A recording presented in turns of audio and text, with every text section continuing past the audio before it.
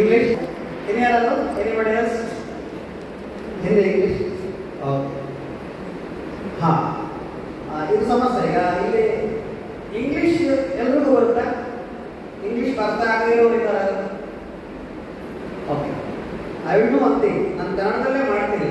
In between any confusions ಇದ್ದರೆ I can translate in English ಅಲ್ಲಿ. Okay, please ಬೇಡ ಎಲ್ಲ ಇದು ಕೊಡಿ ಸ್ವಲ್ಪ.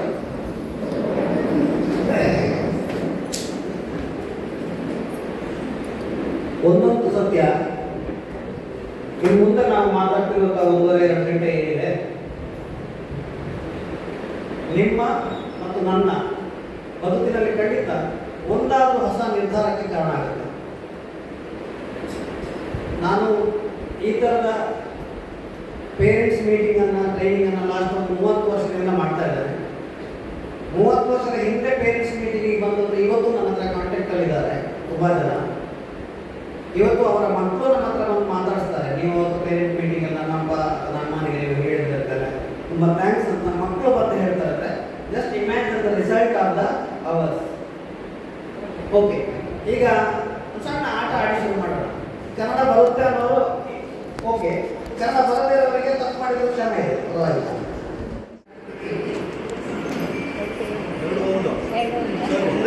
ಹಾಂ, ಇದೇ ನಮಗೆ ಬೇಕಾಗಿತ್ತು. ಕನ್ನಡದಲ್ಲಿ ಕೈ ಅಂದರೆ ಒಂದೇ ಅಲ್ಲ, ಕೈಗಳು ಒಂದೇ ಇರೋದು. ಕರೆಕ್ಟಾ? ರೈಸ್ ಹ್ಯಾಂಡ್ ಅಂದ್ರೆ ನಾನು ನಾಟ್ ಹ್ಯಾಂಡ್. ಓಕೆ, ಬಿಡಿ, ನಾನು ಹೇಳ್ದಾಗ ಮಾಡಬೇಡಿ, ಕೈ ಎತ್ತಿ.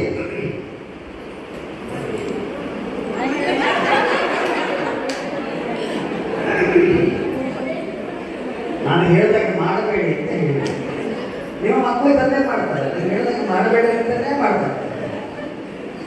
ಕರೆಕ್ಟ್ ಅಲ್ಲ? ಓಕೆ, ಈಗ ನಾನು ಹೇಳಿದಾಗ ಮಾಡಿ, ಅದೊಂದು ಕಂಡೀಷನ್ ಇದೆ. ಇದೇನು ಜಸ್ಟ್ ಸಿಂಪಲ್, ನನಗೂ ನಿಮಗೊಂದು ಬ್ರಿಡ್ಜಿಂಗ್ ಕ್ರಿಯೇಟ್ ಮಾಡಿದ್ರೆ ಬೇರೇನಿಲ್ಲ. ಇದು ಗ್ಲೋವಿಸ್ಟ್ ಅಲ್ಲ, ನಾನು ಗ್ಲೋ ಅಂತ ಸೇರಿಸಿ ಹೇಳಿದ್ದನ್ನು ಮಾತ್ರ ಮಾಡಬೇಕು. ಗ್ಲೋ ಕೈ ಎತ್ತಿ ಅಂತ ಕೈ ಎತ್ತಬೇಕು, ಬರೀ ಕೈ ಎತ್ತಿದ್ರೆ ಕೈ ಎತ್ತಿಲ್ಲ. ಓಕೆನಾ? If I finish blow, then only you have to do the illustrations, all the illustrations. Okay? Blow ಕೈ ಎತ್ತಿ, ಕೈ ಬಿಡಿ.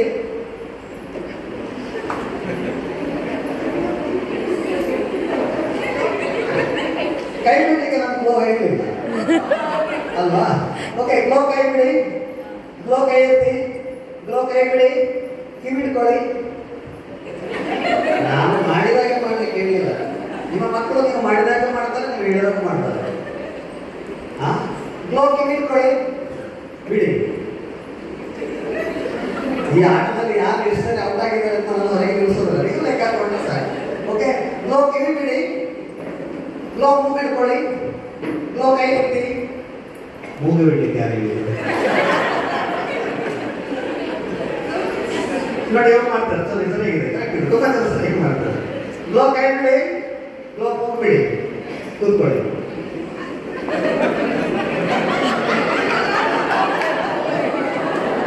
ಓಕೆ, ಗ್ಲೋ ಕೂತ್ಕೊಳ್ಳಿ.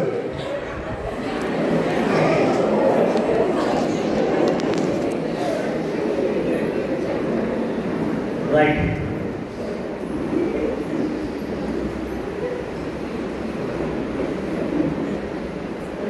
ಯಾರಿಗೆಲ್ಲ ಒಂದೇ ಮಗು ಅಥವಾ ಒಬ್ಬರೇ ಮಕ್ಕಳಿದ್ದಾರೆ, ಒಂದೇ ಮಗು ಯಾರಿಗೆಲ್ಲ ಓಕೆ, ಯಾರಿಗೆಲ್ಲ 2 ಮಕ್ಕಳು, 2 kids. ಓಕೆ, ಯಾರಿಗೆಲ್ಲ 2ಕ್ಕಿಂತ ಹೆಚ್ಚು ಮಕ್ಕಳಿದ್ದಾರೆ? ಓಕೆ, ಬಹುಶಃ ಮಕ್ಕಳಿಂದ ಅವರು ಯಾರಿಲ್ಲ, ಸ್ಕೂಲಿಗೆ ಬಂದಿರೋದ್ರಿಂದ.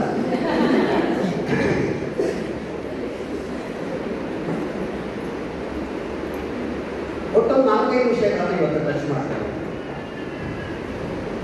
ಒಂದು ಪ್ರಶ್ನೆ, ನಮ್ಮ ದೇಶದಲ್ಲಿ ಇದುವರೆಗೆ ಎಷ್ಟು ಜನ ಸತ್ತಿರಬಹುದು? ಎಷ್ಟು ಜನ ಸತ್ತಿದ್ದಾರೆ? The number of people who died in our country, do you know? No. ಹೋಗಿ ಎಷ್ಟು ಜನ ಸತ್ತವರಲ್ಲಿ ಈಗ ನಿಮ್ಮ ನೆನಪಲ್ಲಿದ್ದಾರೆ? ಎಷ್ಟು ಜನ ನೆನಪಿಸ್ಕೊಳ್ತೀವಿ ಅಂತ ಹೆಸರು ಹೇಳಿ.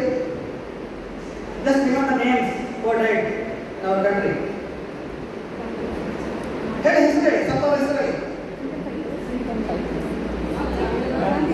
ಗಾಂಧೀಜಿ. ಹೇಳ್ತಾ ಹೋಗಿ, ನೀವೇ ನನಗೆ ತಿಳಿಸ್ಬೇಕಾಗಿಲ್ಲ, just ನೀವೇ ಹೇಳ್ತಾ ಹೋಗಿ. ಭಗತ್ ಎಷ್ಟು ಹೆಸರು ನೆನಪಾಗುತ್ತೆ ನೋಡೋಣ. ದೊಡ್ಡಪ್ಪ. 50? 10? ಒಂದು 50 ಜನರ ಹೆಸರು ನೆನಪಾಗುತ್ತಾ? As a max, we can remember 50 numbers, 50 names. ಹೌದಾ? ನಾಳೆ ನಾನು ನೀವು ಎಲ್ಲರೂ ಕೂಡ ಒಂದಲ್ಲ ಒಂದು ದಿನ ಒಂದಲ್ಲ ಒಂದು ಕಾರಣಕ್ಕೆ ಸಾಯ್ತೇವೆ. ನಾವು ಸತ್ತ ಮೇಲೆ ನಮ್ಮ ಹೆಸರು ಯಾವ ಲಿಸ್ಟಲ್ಲಿ ಇರುತ್ತೆ? ನೆನಪಲ್ಲಿ ಉಳಿಯುವ ಲಿಸ್ಟಲ್ಲಿ ಇರುತ್ತಾ? ನೆನಪಲ್ಲಿ ಇಲ್ಲದೇ ಇರುವ ಲಿಸ್ಟಲ್ಲಿ ಇರ್ತದ? ಅದು ಇರಬೇಕಾ? ನಿಮ್ಮ ಹೆಸರು ಯಾವ ಲಿಸ್ಟಲ್ಲಿ ಇರಬೇಕು ಅಂತ ಆಸೆ ಪಡ್ತೀರಿ? ಹೋಗಲಿ, ನಿಮ್ಮ ಮಕ್ಕಳ ಹೆಸರು ಯಾವ ಲಿಸ್ಟಲ್ಲಿ ಇರಬೇಕು ಅಂತ ಆಸೆ ಪಡ್ತೀರಿ? ನೆನಪಲ್ಲಿ ಇರುವ ಲಿಸ್ಟಲ್ಲಿ ಇರಬೇಕು ಅಂತ ನೀವು ಆಸೆ ಪಡ್ತೀರಿ. ಅದು ಅಷ್ಟು ಈಸಿ ಇದೆಯಾ? ಇಲ್ಲ. ಹಾಗಂತ ಅದು ಅಸಾಧ್ಯವಾ? ಅಲ್ಲ. Impossible? No. It is possible. You can make your kid to be remembered all time. ಅದಕ್ಕೆ ಕೆಲವು ಸ್ಟ್ರಾಟಜಿ ಇದೆ. ಈ ಪ್ರಶ್ನೆ ನನ್ನದಲ್ಲ. ನಾನು 6ನೇ ಕ್ಲಾಸ್ನಲ್ಲಿದ್ದಾಗ ಡಾಕ್ಟರ್ ಶಿವರಾಮ ಕಾರಂತ ಅವರು ನನಗೆ ಕೇಳಿದ ಪ್ರಶ್ನೆ. ನಾನೀಗ ನಿಮಗೆ ಕೇಳಿದ್ನಲ್ಲ, ಈ ಪ್ರಶ್ನೆ ನಾನು 6ನೇ ಕ್ಲಾಸ್ನಲ್ಲಿದ್ದಾಗ ಡಾಕ್ಟರ್ ಶಿವರಾಮ ಕಾರಂತ ಕೇಳಿದೆ. ಅವರು ಆ ಪ್ರಶ್ನೆ ಕೇಳದೇ ಇದ್ದಿದ್ದರೆ ನಾನು ಇವತ್ತಿಗೆ ಇರ್ತಿರ್ಲಿಲ್ಲ. ಯಾಕಂದ್ರೆ 6ನೇ ಕ್ಲಾಸ್ನಲ್ಲಿ ನಾನಿದ್ದಾಗ ಒಂದು ವೆಹಿಕಲ್ ಕೂಡ ನೋಡಿರಲಿಲ್ಲ. ನಿಮ್ಮ ಮಕ್ಕಳೆಲ್ಲ ಉತ್ತಮ ವೆಹಿಕಲ್ ನೋಡಿರ್ಬೋದಲ್ಲ. ನಾನು 6ನೇ ಕ್ಲಾಸ್ನಲ್ಲೂ ಒಂದು ವೆಹಿಕಲ್ ನೋಡಿಲ್ಲ, ಒಂದು ಡಾಂಬರ್ ರಸ್ತೆಯನ್ನು ನೋಡಿರಲಿಲ್ಲ, ಒಂದು ಸೈಕಲ್ ಕೂಡ ನೋಡಿರಲಿಲ್ಲ. ಅಂತ ಹಳ್ಳಿಯಲ್ಲಿದ್ದವನು ನಾನು. ಅಂತ ಒಬ್ಬ ವಿದ್ಯಾರ್ಥಿಗೆ ಡಾಕ್ಟರ್ ಶಿವರಾಮ್ ಕಾರಂತ ಈ ಪ್ರಶ್ನೆ ಕೇಳಿದ್ದರಿಂದ ನಾನು 10ನೇ ಕ್ಲಾಸ್ನಲ್ಲಿರುವಾಗ ಮೊದಲ ನ್ಯಾಷನಲ್ ರೆಕಾರ್ಡ್ ಮಾಡಿದೆ. ಇವತ್ತು ಇಂಡಿಯಾದಲ್ಲಿ ಐ ಹ್ಯಾವ್ 13 ಟ್ರ್ಯಾಕ್ ರೆಕಾರ್ಡ್ಸ್. ಅದನ್ನು ಬ್ರೇಕ್ ಮಾಡಲಿಕ್ಕಿಲ್ಲ. ಇಂಥ ಒಂದು ವಿಷನ್ ನನಗೆ ಆ ವಯಸ್ಸಿನಲ್ಲಿ ಡಾಕ್ಟರ್ ಶಿವರಾಮ್ ಕಾರಂತ ಕ್ರಿಯೇಟ್ ಮಾಡಿದ್ದಕ್ಕೆ ಒಬ್ಬ ಹಳ್ಳಿಯಲ್ಲಿದ್ದ ವ್ಯಕ್ತಿ 8ನೇ ಕ್ಲಾಸ್ನವರೆಗೂ 3 ಹೊತ್ತು ಊಟಕ್ಕೆ ಗತಿ ಇಲ್ಲದಂಥ ಹುಡುಗ ಇವತ್ತು ಅಂತಾರಾಷ್ಟ್ರೀಯ ಮಟ್ಟದ ಹೆಸರು ಮಾಡಲಿಕ್ಕೆ ಸಾಧ್ಯ ಆಗಿದೆ ಅಂತಂದರೆ ನೀವು ಮತ್ತು ನಿಮ್ಮ ಮಕ್ಕಳು ಹೈಲಿ ಫೆಲಿಸಿಟೇಟೆಡ್. ನಿಮ್ಮ ಮಕ್ಕಳು ಏನು ಬೇಕು ಅದನ್ನು ಮಾಡಬಹುದು, ಯಾವ ಜಾಗದಲ್ಲೂ ಕೂಡ ಹೋಗಿ ನಿಲ್ಬೋದು, ಪ್ರೊವೈಡೆಡ್ ನಿಮ್ಮ ವಿಷನ್ ಕ್ಲಿಯರ್. ಆ ನಿಮ್ಮ ವಿಷನ್ ಬಗ್ಗೆ ಇವತ್ತು ಚರ್ಚೆ ಮಾಡೋದಲ್ಲ, ಅಷ್ಟೇ, ಬೇರೆ ಏನು ಮಾಡೋದು. ಎಲ್ಲ ಪೇರೆಂಟ್ಸ್ ನನ್ನ ಮಕ್ಕಳು ಇವತ್ತು ಆಗಬೇಕು ಆಸೆ ಇದೆ ಅಲ್ವಾ? All parents. ಸಮಸ್ಯೆ ಏನು? ನಿಮ್ಮ ನಾಲೆಜ್ನಲ್ಲಿ ಇರುವ ಹಾಗೆ ನೀವು ನಿಮ್ಮ ಮಕ್ಕಳನ್ನ ಡಿಸೈನ್ ಮಾಡ್ತೀರಿ. ಕರೆಕ್ಟಾ? ನಿಮ್ಮ ಅನುಭವದ ವ್ಯಾಪ್ತಿಯಲ್ಲಿ according to your knowledge you are going to design your kids life or future. ಯಾರು ಜಾಸ್ತಿ ವಾಸ್ಟ್ ಆಗಿ ಥಿಂಕ್ ಮಾಡ್ತಾರೆ, they can think vast and they can design ಸ್ವಲ್ಪ globally. They can design globally. ಯಾರು ತುಂಬ ನೇರವಾಗಿ ಥಿಂಕ್ ಮಾಡ್ತಾರೆ, ಅಥವಾ ಕಡಿಮೆ ಜ್ಞಾನ ಹೊಂದಿದ್ದಾರೆ, ಅಥವಾ ಕಡಿಮೆ ಸಾಮಾಜಿಕ ಮಟ್ಟವನ್ನು ಹೊಂದಿದ್ದಾರೆ, ಅಥವಾ ಕಡಿಮೆ ಸೋಷಿಯಲ್ ಸಾಮಾಜಿಕವಾಗಿ ಬೆರೆಯುವಂಥ ಗುಣವನ್ನು ಕಡಿಮೆ ಇಟ್ಕೊಂಡಿದ್ದಾರೆ, ಅವರು ಮಕ್ಕಳನ್ನು ಕೂಡ ಹಾಗೆ ಬೆಳೆಸ್ತಾರೆ ಸಾಮಾನ್ಯವಾಗಿ. ಹಾಗಾಗಿ ಇಲ್ಲಿ ಕಲಿಬೇಕಾಗಿದ್ದು ನಿಮ್ಮ ಮಕ್ಕಳ ನೀವು ಅನ್ನೋದು ಪ್ರಶ್ನೆ ಇದೆ. ನಮ್ಮ ಸಮಸ್ಯೆ ಅಂದರೆ ಪೇರೆಂಟ್ಸ್ ಸಮಸ್ಯೆ ಏನಂದರೆ ನಾವು ಕಲೀಲಿಕ್ಕೆ ಏನಿಲ್ಲ, ಇನ್ನೇನು ನಮ್ಮ ಮಕ್ಕಳಿಗೆ ಕಲಿಸೋದು. ಕರೆಕ್ಟ್ ಅಲ್ಲ? ಆ ಮಕ್ಕಳಿಗೆ ಕಲಿಸ್ಲಿಕ್ಕೆ ನಾವೇನು ಮಾಡ್ತೇವೆ, 2 ವರ್ಷ ವಯಸ್ಸಾಗಿ ತಗೊಂಡಾಗೆ ಪ್ಲೇ ಸ್ಕೂಲಿಗೆ ಸೇರಿಸ್ತೇವೆ, ಅಥವಾ ಅಂಗನವಾಡಿಗೆ, ಬೇಬಿ ಸಿಟ್ಟಿಂಗಿಗೆ ಸೇರಿಸ್ತೇವೆ. ಮತ್ತೇನೆ ಜವಾಬ್ದಾರಿ ಇಲ್ಲ ಅವರದ್ದು. ಅಲ್ಲಿ ಯಾರು ಕಲಿಸ್ತಾರಲ್ಲ ಅವರು. ಅಲ್ಲಿಂದ ಆದ್ಮೇಲೆ ತಗೊಳ್ಳೋಕೆ 1ನೇ ಕ್ಲಾಸಿಗೆ ಸೇರಿಸ್ತೇವೆ. 1ನೇ ಕ್ಲಾಸಿಗೆ ಸೇರಿಸಿದ ಮೇಲೆ all responsibility on the teachers R school. ಅಲ್ಲಿಂದ ಆದ್ಮೇಲೆ ಅಂದ್ರೆ ತಗೊಂಡು ಇನ್ಯಾವುದೋ ಒಂದು ರೆಸಿಡೆನ್ಸಿಯಲ್ ಸ್ಕೂಲಿಗೆ ಸೇರಿಸ್ತೇವೆ. ಎಲ್ಲ ಜೀವನವನ್ನ ಅವ್ರು ಹೇಗೆ ಮಾಡ್ತಾರೆ ಹಾಗೆ ನಮ್ಮ ಮಕ್ಕಳು ಬೆಳೀತಾರೆ. ಆಮೇಲೆ ಯಾವುದೋ ಒಂದು ಕಾಲೇಜಿಗೆ ಸೇರಿಸ್ತೇವೆ, ಮತ್ತೆ ಅವ ಹೇಗೆ ಬೇಕು ಹಾಗೆ ಬದುಕಲಿ ಅಂತ ಬಿಟ್ಟು ಬಿಡ್ತೇವೆ. ಇನ್ ಟೋಟಲ್ ನಾವು ನಮ್ಮ ಜವಾಬ್ದಾರಿಯಿಂದ ಜಾರಿ ಕೊಡ್ತೇವೆ. ಡೈರೆಕ್ಟ್ ಆಗಿ ಹೇಳ್ತಾರೆ, ಪ್ರೈಮರಿ ಶಾಲೆಗಳಿದ್ದರೆ ಟೀಚರ್ಸ್ಗೆ ಇಂತ ಕೆಲವು ಪೇರೆಂಟ್ಸ್ ತಲೆ ಕೆಡಿಸ್ಕೊಳ್ತಾರೆ. ಯಾವುದಕ್ಕೆ? ಹೋಮ್ ವರ್ಕಿಗೆ. ಯಾಕಂದ್ರೆ ಟೀಚರ್ ಬೈತಾರಲ್ಲ, ಅಲ್ಲಿ ನಿಮ್ಮ ಮಕ್ಕಳ ಮಾರ್ಕ್ ಕಡಿಮೆ ಬಂದಿದೆ, ಅವನಿಗೆ ಫಸ್ಟ್ ಕ್ಲಾಸ್ ಬರಲಿಲ್ಲ, ಅವನಿಗೆ 40% ಮಾರ್ಕ್ ಇದೆ, ಅವನು ಸ್ವಲ್ಪ ದಡ್ಡ, ಅವನು ಯಾಕೆ ಹೀಗೆ ಇಂಟ್ರೆಸ್ಟ್ ಇಲ್ಲ, ಈ 1000 ಪ್ರಶ್ನೆಗಳನ್ನು ಸ್ಕೂಲಲ್ಲಿ ಕೇಳ್ತಾರೆ ಅನ್ನೋ ಕಾರಣಕ್ಕೆ ಕೂತ್ಕೋ, ಹೋಮ್ವರ್ಕ್ ಮಾಡು, ಬರೀ, ಓದು, ಇದನ್ನು ನಾವು ಅವರಿಗೆ ಖುಷಿ ಮಾಡ್ತೇವೆ. ಇದನ್ನು ಯಾಕೆ ಮಾಡ್ತಾರೆ ಅಂದರೆ ನಮ್ಮ ಜ್ಞಾನದ ಕೊರತೆಯಿಂದ. ನನಗೂ 2 ಮಕ್ಕಳಿದ್ದಾರೆ. ಒಬ್ಬಳಿಗೆ ಫೈನಲ್ ಡಿಗ್ರಿ ಆಗಿದೆ, ಎಕ್ಸಾಮ್ ಮುಂದೆ ಎಕ್ಸಾಮ್ ಇದೆ ನಡೆಯಲಿಕ್ಕೆ. ಮಗ ಸೆಕೆಂಡ್ PU ಆಗಿ ಫಸ್ಟ್ ಡಿಗ್ರಿ ಜಾಯ್ನ್ ಆಗ್ತಾರೆ MIC ಮಾಡ್ತಾರೆ. 4ನೇ ಕ್ಲಾಸಿನ ನಂತರ ನನ್ನ ಮಗನ ಖರ್ಚು ನಾನು ನೋಡಲಿಲ್ಲ. 7ನೇ ಕ್ಲಾಸಿನ ನಂತರ ನನ್ನ ಮಗಳ ಖರ್ಚು ನಾನು ನೋಡಲಿಲ್ಲ. ಹಾಗೆ ಅಂತ ಅವರಿಬ್ಬರು ಕೂಡ ಸ್ಕೂಲಲ್ಲಿ ಟಾಪರ್ಸ್ ಆಗಿ ಅವರು ಕಲಿತಿರೋ ಶಾಲೆಗಳಲ್ಲಿ ಬ್ಯಾನರ್ ಹಾಕಿಸ್ಕೊಂಡು ಪೇಪರ್ಲಿ ಫೋಟೋ ಹಾಕಿಸ್ಕೊಂಡೇ ಹೊರಬಂದರು. ಹೈಯೆಸ್ಟ್ ರಜೆ ಹಾಕ್ತಿದ್ದು ಸ್ಕೂಲ್ಗೆ ನನ್ನ ಮಕ್ಕಳೇ. ಅವ್ರು ಹೋಗ್ತಿರೋ ಶಾಲೆಯಲ್ಲಿ ನನ್ನ ಮಕ್ಕಳು ರಜೆ ಹಾಕಿದಷ್ಟೇ ಆ ಸ್ಕೂಲಿಗೆ ಯಾರು ರಜೆ ಹಾಕ್ತಿದ್ರು. ಆದರೂ ಅವರು ಎಜುಕೇಷನಲ್ಲಿ ಇಂಡಿಪೆಂಡೆಂಟ್.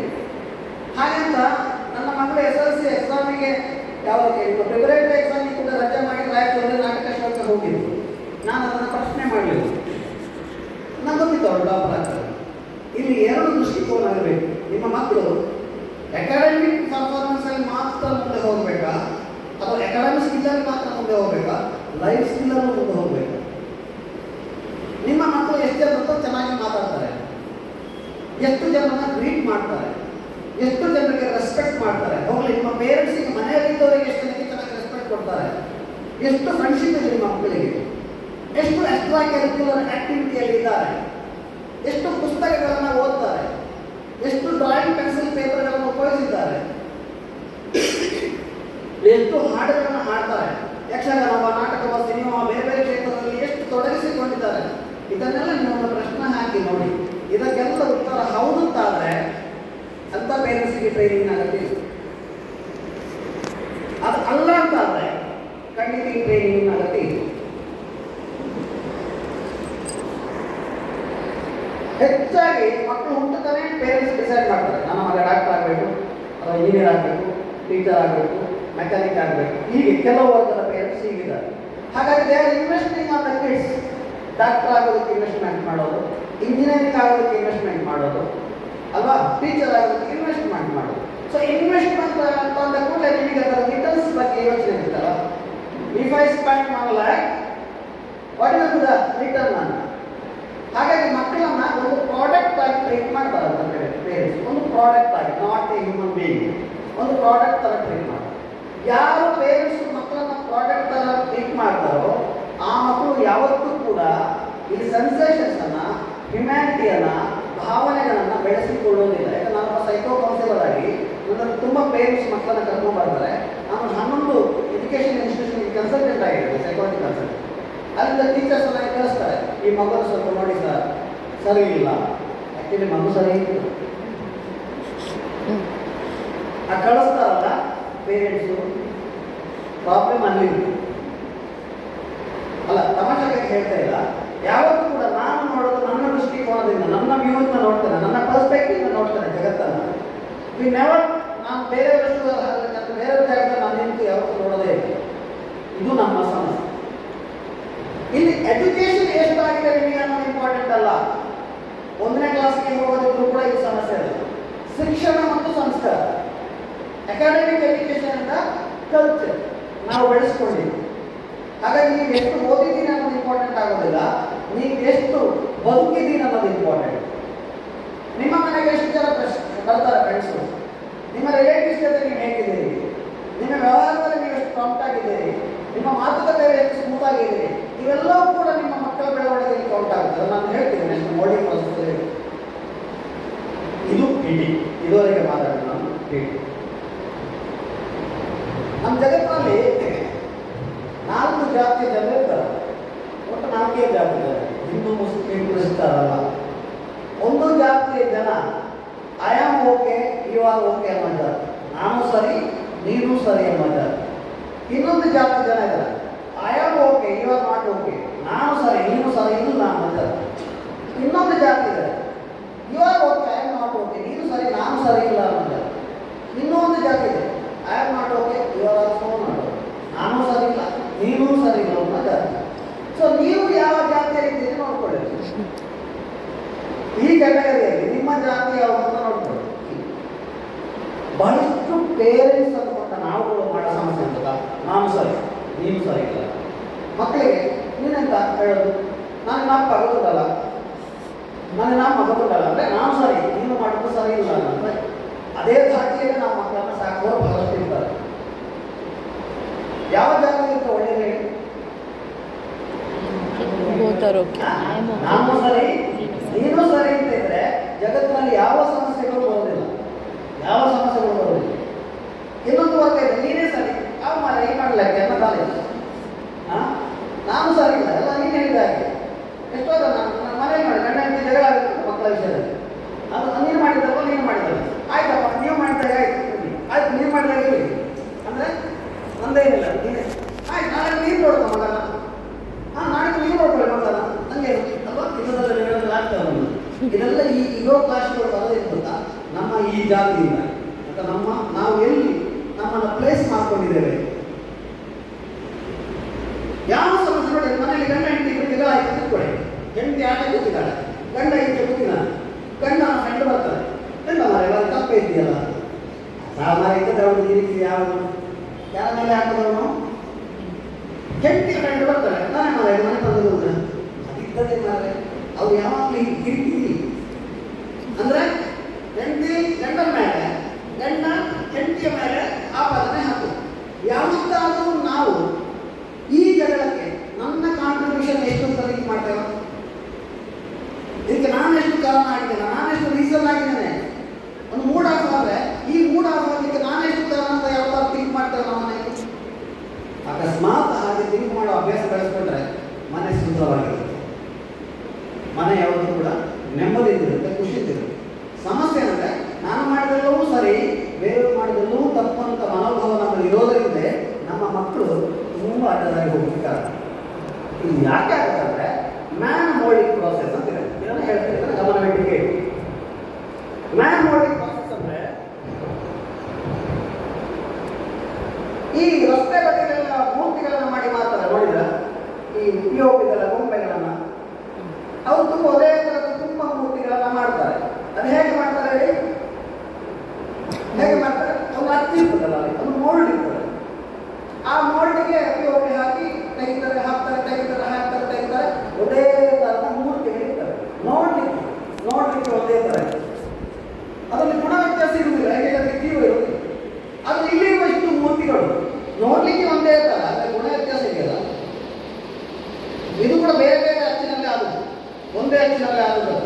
ಅದು ರಸ್ತೆ ಬಗ್ಗೆ ಒಂದೇ ಅಚ್ಚಲ್ಲಿ ಆಗ್ತದೆ, ಇಲ್ಲಿರುವ ಮೂರ್ತಿಗಳೆಲ್ಲ ಬೇರೆ ಬೇರೆ ಅಚ್ಚಲ್ಲಿ ಆಗುತ್ತೆ. ಈ ಅಚ್ಚು ಹೇಗಿದೆ ಅನ್ನೋದು ವೆರಿ ಇಂಪಾರ್ಟೆಂಟ್. ನಿಮ್ಮ ಮಕ್ಕಳು ಕೂಡ ನಿಮ್ಮ ಅಚ್ಚಿನಲ್ಲಿ ಬರುತ್ತದೆ. ಈ ಅಚ್ಚುವನ್ನು ನಾವು ಮ್ಯಾನ್ ಮೋಲ್ಡಿಂಗ್ ಪ್ರೋಸೆಸ್ ಅಂತ ಕರೆದರೆ ಎರಡು ಪ್ರೋಸೆಸ್ ಇದೆ. ಒಂದು physical moulding process and psychological moulding process. Physical moulding process ಅಂದರೆ ದೈಹಿಕವಾಗಿ ಮನುಷ್ಯ ರೂಪುಗೊಳ್ಳುವುದು. ಒಂದು ತಾಯಿ ತನ್ನ ಗರ್ಭ ಧರಿಸಿದ ಕ್ಷಣದಿಂದ ಆ ಮಗುವಿನ ಫಿಸಿಕಲ್ ಮೋಲ್ಡಿಂಗ್ ಸ್ಟಾರ್ಟ್ ಆಗುತ್ತೆ. When she conceives the physical moulding will be start. ಆ ಫಿಸಿಕಲ್ ಮೋಲ್ಡಿಂಗ್ ಎಲ್ಲಿವರೆಗೆ ಇರ್ತದೆ ಹೇಳಿ? ಆ ಮಗು ಬೆಳೆದು ಡೆಲಿವರಿ ಆಗಿ ಮತ್ತೊಂದು 90 days ವರೆಗೆ ಇರ್ತದೆ, 3 months ವರೆಗೆ. ಈ ಮಗು ಹುಟ್ಟಿದ ತಕ್ಷಣ ಕೆಲವು ಸಂಸ್ಕಾರಗಳನ್ನು ಮಾಡ್ತಾರೆ, ಬೇರೆ ಬೇರೆ ಜಾತಿ ಧರ್ಮವಾಗಿ ಮಗುವನ್ನು ಸ್ನಾನ ಮಾಡಿಸೋದು, ಎಣ್ಣೆ ಹಾಕಿಸೋದು, ಏನೋ ಮಾಡ್ತಾರಲ್ಲ. ಅದು ಏನೇ ಮಾಡಿದ್ರು, ಮೂಗು ತಿಕ್ಕೋದು, ಹಣೆ ತಿಕ್ಕೋದು, ಕಿವಿ ಹೇಳೋದು ಎಲ್ಲ ಏನು ಮಾಡಿದ್ರು ಕೂಡ 90 ದಿನದವರೆಗೆ ಏನು ಮಾಡಿದ್ರು ನಡೀತದೆ. ಆಮೇಲೆ ಏನು ಹೇಳಿದ್ರು ಏನು ವ್ಯತ್ಯಾಸ ಆಗೋದು. ಹಾಗಾಗಿ ಆ ಫಿಸಿಕಲ್ ಮೋಲ್ಡಿಂಗ್ ಅನ್ನೋದು ಕನ್ಸೀವ್ ಆದ ಡೇಟಿನಿಂದ ಡೆಲಿವರಿ ಆಗಿ 90 days ವರೆಗೆ ಇರ್ತದೆ. ಆಮೇಲೆ ಗ್ರೋತ್ ಆಗ್ತದೆ, ಮೋಲ್ಡಿಂಗ್ ಆಗೋದು. ಈ ಮೋಲ್ಡಿಂಗ್ ಪೀರಿಯಡಲ್ಲಿ ತಾಯಿಯ ಫುಡ್ ಕಲ್ಚರ್, ತಾಯಿಯ ಕಲ್ಚರ್, ತಂದೆಯ ಕಲ್ಚರ್, ತಂದೆ ತಾಯಿಯರ ಟೆಂಪರಮೆಂಟ್ಸ್, ಪೇರೆಂಟ್ಸ್ ಮನೆಯಲ್ಲಿರುವ ಎಲ್ಲರ ಟೆಂಪರಮೆಂಟ್ಸ್, ತಂದೆ ತಾಯಿಯ ವರ್ತನೆಗಳು, ಬಿಹೇವಿಯರ್ಸ್, ಇವೆಲ್ಲವೂ ಕೂಡ ಆ ಮಗುವಿನ ಮೇಲೆ ಪರಿಣಾಮ ಬೀರ್ತಾರೆ ಇಲ್ವಾ? ಬೀರ್ತದಲ್ಲ. ತುಂಬ ಜನ ಅವರವರ ಫುಡ್ ಕಲ್ಚರ್ದಾಗಿ ಮಗು ಅಂಗಮೌನ ಆಗಿ ಹುಟ್ಟೋದಿರ್ತದೆ. ಡ್ರಿಂಕ್ಸ್ ಮಾಡೋದಿರ್ಬೋದು, ಸ್ಮೋಕ್ ಮಾಡೋದಿರ್ಬೋದು, ಬೇರೆ ಬೇರೆ ರೀತಿಯಲ್ಲಿ. ಯಾವತ್ತೂ ಗಂಡ ಹೆಂಡತಿ ಜಗಳ ಆಡ್ತಾ ಇದ್ದಾಗ ಹೊಟ್ಟೆಯಲ್ಲಿ ಬೆಳೆಯುವ ಮಗುವಿನ ಮೇಲೆ ಕೂಡ ದುಷ್ಪರಿಣಾಮ ಆಗುತ್ತೆ. ಮತ್ತು ನಂಬಿಕೆಗಳು, ಈ ಭೂತ ದೈವ ಪ್ರೇತಕ್ಕೆ ಹೆದರುಕೊಂಡೇ ಬದುಕುವಂಥ ತಾಯಿಯ ಹೊಟ್ಟೆಯಲ್ಲಿ ಬೆಳೆದಿರುವಂಥ ಮಗು ಕೂಡ ಅಡ್ಡ ಪರಿಣಾಮದಲ್ಲಿ ಬೆಳೀತದೆ. ಇದು ನಮ್ಮ ಕಂಟ್ರೋಲಲ್ಲಿ ಇಲ್ಲ. ಈಗ ನಿಮ್ಮ ಕಂಟ್ರೋಲ್ ಇರಲಿಲ್ಲ, ಯಾಕೆ ನಿಮ್ಮ ತಾಯಿಯ ಕಂಟ್ರೋಲ್ ಇದ್ದದ್ದು. ಬಟ್ ನಿಮ್ಮ ಮಕ್ಕಳದ್ದು ನಿಮ್ಮ ಕಂಟ್ರೋಲಲ್ಲಿ ಇತ್ತು. ಈಗ ಅದು ಹಾಗೆ ಆಗಿದೆ, ಇನ್ನಿಂದ ಮಾಡ್ಲಿಕ್ಕೆ ಆಗೋಲ್ಲ. ಯಾರಾದ್ರೂ ಪ್ರಯತ್ನ ಮಾಡೋರಿದ್ರೆ ನೋಡ್ಬೋದು ಅಷ್ಟೇ. ಈಗಿರೋ ಆದವ್ರಿಗೆ ಏನು ಮಾಡಲಿಕ್ಕೆ.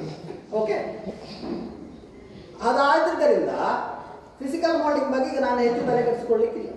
ಆದರೆ ಎರಡನೇದು ಇದೆಯಲ್ಲ ಭಾಳ ಇಂಪಾರ್ಟೆಂಟ್, ಸೈಕಾಲಜಿಕಲ್ ಮೋಲ್ಡಿಂಗ್. ಮಗು ಹುಟ್ಟಲಿಕ್ಕೆ ಮುಂಚೆನೇ ಸೈಕಾಲಜಿ ಡೆವಲಪ್ ಆಗಿರುತ್ತೆ ನಮ್ಮ ಮೆದುಳು.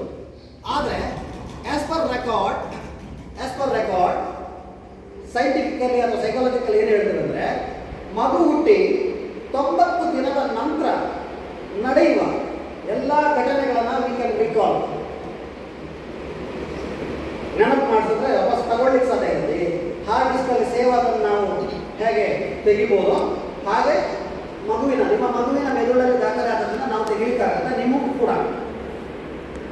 ಈ 90 ದಿವಸದಿಂದ 13 ವರ್ಷದವರೆಗೆ ಅಂದರೆ ಟೀನೇಜ್ ಸ್ಟಾರ್ಟ್ ಆಗುವವರೆಗೆ ಸೈಕಾಲಜಿಕಲ್ ಮೋಲ್ಡಿಂಗ್ ಪೀರಿಯಡ್ ಅಂತ ನಾನು ಕರಿತೇನೆ. ನನ್ನ ಸ್ಟಡೀಸ್ ಪ್ರಕಾರ ಮತ್ತು ನನ್ನ ಸೈಕಾಲಜಿ ಒಂದಷ್ಟು ಅನುಭವದ ಪ್ರಕಾರ ಈ ಟೀನೇಜ್ನವರೆಗೆ ಅಂದರೆ 13 ವರ್ಷ ವಯಸ್ಸಿನವರೆಗೆ ಮಗುವಿನ ಸೈಕಾಲಜಿಕಲ್ ಮೋಲ್ಡಿಂಗ್ ಆಗುತ್ತೆ ಅಂತ. ನೀವು ಕೂಡ ಈ 13 ವರ್ಷದವರೆಗೆ ಬದುಕಿ ಬಂದಿರೋರಾದ್ರಿಂದ ನಿಮ್ಮ ಮೋಲ್ಡಿಂಗ್ ಹೇಗಾಗಿರುತ್ತೆ ಚಿಂತನೆ ಮಾಡಿ ಅದರ ಪರಿಣಾಮ ನಿಮ್ಮ ಮಕ್ಕಳ ಮೇಲೆ ಆಗಿರ್ತದೆ. ಫಾರ್ ಎಕ್ಸಾಂಪಲ್, ನೀವು ಸಣ್ಣವರಿದ್ದಾಗ ನಿಮ್ಮ ಮನೆಗೆ ನೆಂಟರೆಲ್ಲ ಬರ್ತಾರಲ್ಲ ಸಾಮಾನ್ಯ. ಈಗ ನಿಮ್ಮ ಮನೆಯಲ್ಲಿ ಮಕ್ಕಳು, ನಿಮ್ಮ ನೆಂಟರು, ಅತ್ತೆ, ಮಾಮ, ಅವರು ಯಾರು ಬಂದರೆ ಮಕ್ಕಳು ಹೇಗೆ ವರ್ತಿಸ್ತಾರೆ? ಹೇಗೆ ವರ್ತಿಸ್ತಾರೆ? ಖುಷಿಯಿಂದ ಓಡ್ತಾರಲ್ಲ, ಅಮ್ಮ ಬರ್ತಿದ್ದಾರೆ, ಆಂಟಿ ಬರ್ತಿದ್ದಾರೆ ಅಂತ ಹೇಳ್ಕೊಡಲ್ಲ, ಖುಷಿಯಿಂದ ನಗ್ತಾ ಕುಡಿತಾ ಮುಂದೆ ಹೋಗ್ತಾರೆ. ಹೆಚ್ಚಿನ ಪೇರೆಂಟ್ಸ್ ಏನು ಮಾಡ್ತಾರೆ ಅವಾಗ? ಯಾರಾದ್ರೂ ನೆಂಟರು ಮನೆಗೆ ಬರುವಾಗ ಮಕ್ಕಳು ಗಲಾಟೆ ಮಾಡ್ಕೊಂಡು ಕಿರ್ಚ್ಕೊಂಡು ಹೋದ್ರೆ ಏನು ಮಾಡ್ತಾರೆ ಪೇರೆಂಟ್ಸ್? ತಡೀತಾರೆ, ಚುಪ್ ಅಲ್ವಾ? ಬಹಳಷ್ಟು ಪೇರೆಂಟ್ಸು ಅವರನ್ನು ತಡೀತಾರೆ, ಹೋಗ ಒಳಗೆ ಇಂಥ ಗಲಾಟೆ ಅಲ್ವಾ? ಅವರನ್ನು ಲಿಂಕ್ ಮಾಡೋದಿಲ್ಲ, ಬಂದವ್ರ ಜೊತೆ ಲಿಂಕ್ ಮಾಡೋದಿಲ್ಲ. ಇನ್ನು ಕೆಲವು ಪೇರೆಂಟ್ಸ್ ಬನ್ನಿ ನಾನು ಮಾಮ ಬಂದರು, ಕಾಲೇಡಿ ಸೆಕೆಂಡ್ ಮಾಡು, ನನ್ನ ಫ್ರೆಂಡು ಕೈ ಕೊಡು ಅಲ್ವಾ, ಲಿಂಕ್ ಮಾಡ್ತಾರೆ. ಇನ್ನು ಹೆಚ್ಚಿನ ಪೇರೆಂಟ್ಸು ತಡೀತಾರೆ, ಹೋಗ್ಬೇಡ ಸುಮ್ಮನೆ ಕೂತ್ಕೊಳ್ಳೋದು. ಇನ್ನು ಕೆಲವು ಪೇರೆಂಟ್ಸ್ ಬರ್ತಾರಂತೆ ಗೊತ್ತಾಗ ಮೊದಲೇ ಹೇಳ್ತಾರೆ, ಇನ್ಯಾಕೆ ಬರ್ಬೇಡ ಬಗಲಾಗ ಉಣ್ಣಾಕೊಂಡು ಹೋಮ್ವರ್ಕ್ ಮಾಡ್ಬೇಡ, ವಿದ್ಯಾರ್ಥಿ ದೀಪ ಇರಾಗ್ತದೆ ಅಲ್ವಾ, ಒಳಗೆ ಕೂತ್ಕೋ, ಹೊರಗೆ ಬಂದರೆ ಬಿಡ್ತೇನೆ. ಅವರನ್ನು ಲಿಂಕ್ ಅಲ್ಲ ಅಪಿಯರ್ ಹಾಕಿ ಬಿಡೋದಿಲ್ಲ, ಜನರ ಹತ್ರ ಅಪಿಯರ್ ಹಾಕಿ ಬಿಡೋದಿಲ್ಲ. ಇನ್ನು ಕೆಲವು ಪೇರೆಂಟ್ಸ್ ಇದ್ದಾರೆ ಬಹಳ ಅಪಾಯಕಾರಿ ಪೇರೆಂಟ್ಸ್. ಮಕ್ಕಳು ಬಂದು ಗಲಾಟೆ ಮಾಡ್ತಾ ಇದ್ದಾರೆ, ಮಾತಾಡುವಾಗ ಅವ್ರದ್ದು ಗಲಾಟೆ ಆಗ್ತಾ ಇರ್ತಲ್ಲ, ಹಾಗಾದ್ರೆ ಸುಮ್ಮನೆ ನನಗಿಬ್ಬರು ಮಕ್ಕಳಿದ್ದಾರೆ ಮಾರೆ, ನಮ್ಮ ಮನೆ ನಾಯಿಗಳಾದ್ರೂ ಸುಮ್ಮನೆ ಇರ್ತಾರೆ, ಇವು ಸುಮ್ಮನೆ ಇರೋದಿಲ್ಲ. ಹ್ಯೂಮಿಲಿಯೇಷನ್, ಅವಮಾನ ಮಾಡೋದು ಯಾವುದು ಬೇಕಾದ್ರೆ. ನಾವು ಮಕ್ಕಳನ್ನು ಲಿಂಕ್ ಮಾಡೋದೇ ಇಲ್ಲ. ಆಮೇಲೆ ಸ್ಟೇಜಿಗೆ ಬಂದು ಭಾಷಣ ಮಾಡಿ ಅಂತ ಹೇಳ್ತೇವೆ, ಸಿಕ್ಕದತ್ರ ಚೆನ್ನಾಗಿ ಮಾತಾಡಿ ಅಂತ ಹೇಳ್ತೇವೆ, ನಗ್ನಗ್ತಾ ಮಾತಾಡಬೇಕು ಅಂತ ಹೇಳ್ತೇವೆ. ಅದು ಆಗದಾಗ ನಾವು ಮೊದಲೇ ಅವರನ್ನು ಫಾರ್ಮೇಟ್ ಮಾಡಿರ್ತೇವೆ, ಪ್ರೋಗ್ರಾಮಿಂಗ್ ಮಾಡಿರ್ತೇವೆ. ಆ ಡೀಲಿಂಗ್ ಮಾಡೋದು ಇಂಡೈರೆಕ್ಟ್ ಪ್ರೋಗ್ರಾಮಿಂಗ್ ಅಲ್ವಾ, ಆ ಪ್ರೋಗ್ರಾಮಿಂಗ್ ನಾನು ಮೋಲ್ಡಿಂಗ್ ಅಂತ ಹೇಳಿ. ನೀವು 10 ಸರ್ತಿ ಹಾಗೆ ಮಾಡಿದಾಗ ಆ ಮಗು ತೀರ್ಮಾನ ಮಾಡುತ್ತೆ, ನೀವು ತೀರ್ಮಾನ ಮಾಡಿರ್ತೀರಿ, ನಾನು ಜನರ ಮುಂದೆ ಹೋಗಿ ಮಾತಾಡಬಾರ್ದು, ನಾನು ಯಾರು ಬಂದು ಖುಷಿ ಪಡಬಾರ್ದು, ನಾನು ಯಾರು ಬಂದು ಗ್ರೀಟ್ ಮಾಡಬಾರ್ದು ಅಂತ ಮಾನಸಿಕವಾಗಿ ಒಂದು ಸಿದ್ಧತೆಯನ್ನು ಮಾಡ್ಕೊಳ್ತಲ್ಲ. ಆ ಮಾನಸಿಕವಾಗಿ ಮಾಡುವ ಸಿದ್ಧತೆಯನ್ನೇ ನಾವು ಮೋಲ್ಡಿಂಗ್, ಆ ಪ್ರೋಗ್ರಾಮಿಂಗ್ ಅಂತ. ನಾವು ಒಂದು ಕಂಪ್ಯೂಟರ್ ತಗೊಳ್ಳೋದಕ್ಕೆ ಸಾಫ್ಟ್ವೇರ್ಸ್ ಹಾಕ್ತೇವಲ್ಲ, ಅದನ್ನು ಪ್ರೋಗ್ರಾಮಿಂಗ್ ಮಾಡ್ತೇವಲ್ಲ. ಇದು ಯಾರು ನಮ್ಮ ಅಕೌಂಟಿಗೆ ಬೇಕಾದಾಗ ಪ್ರೋಗ್ರಾಮಿಂಗ್ ಮಾಡ್ತಾರೆ. ಗ್ರಾಫಿಕ್ ಡಿಸೈನಿಂಗ್ ಬೇಕಾದಾಗ ಕಂಪ್ಯೂಟರ್ನ ಪ್ರೋಗ್ರಾಮ್ ಮಾಡ್ತಾರೆ, ರೈಟ್? ನಿಮ್ಮನ್ನು ಪ್ರೋಗ್ರಾಮ್ ಮಾಡಿದ್ದು ನಿಮ್ಮ ಪೇರೆಂಟ್ಸ್, ಕರೆಕ್ಟ್? ನಿಮ್ಮನ್ನು ಪ್ರೋಗ್ರಾಮಿಂಗ್ ಮಾಡಿದ್ದು ನಿಮ್ಮ ಪೇರೆಂಟ್ಸ್.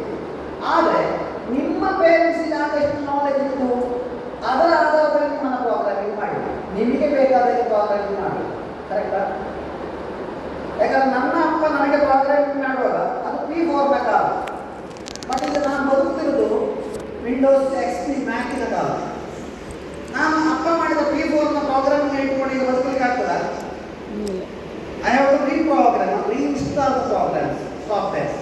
ಈಗ ನಿಮ್ಮ ತಲೆಯಲ್ಲಿ ತುಂಬಿದಂತಹ, ನಿಮ್ಮ ಅಪ್ಪ ಅಮ್ಮ ತುಂಬಿದಂಥ ಯೋಚನೆಗಳು, ಈಗ ಕೆಲವು ಜಾಸ್ತಿ ಮಾತಾಡಲಿಕ್ಕಿಲ್ಲ ಯಾರ ಹತ್ರ, ನಿನ್ನ ಕೆಲಸ ಎಷ್ಟು ಅಷ್ಟೇ ಮಾಡು, ಒಂದು ಇನ್ಸ್ಟ್ರಕ್ಷನ್, ಅದು ಕೂಡ ಪ್ರೋಗ್ರಾಮಿಂಗ್ ತಾನೆ.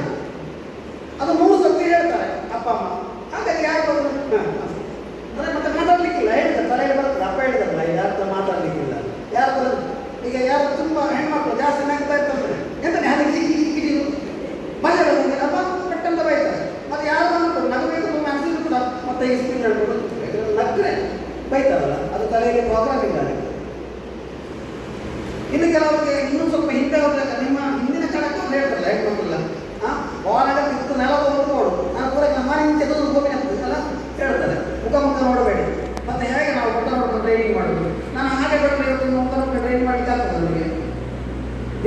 ಪ್ರಾಬ್ಲಮ್ಸ್.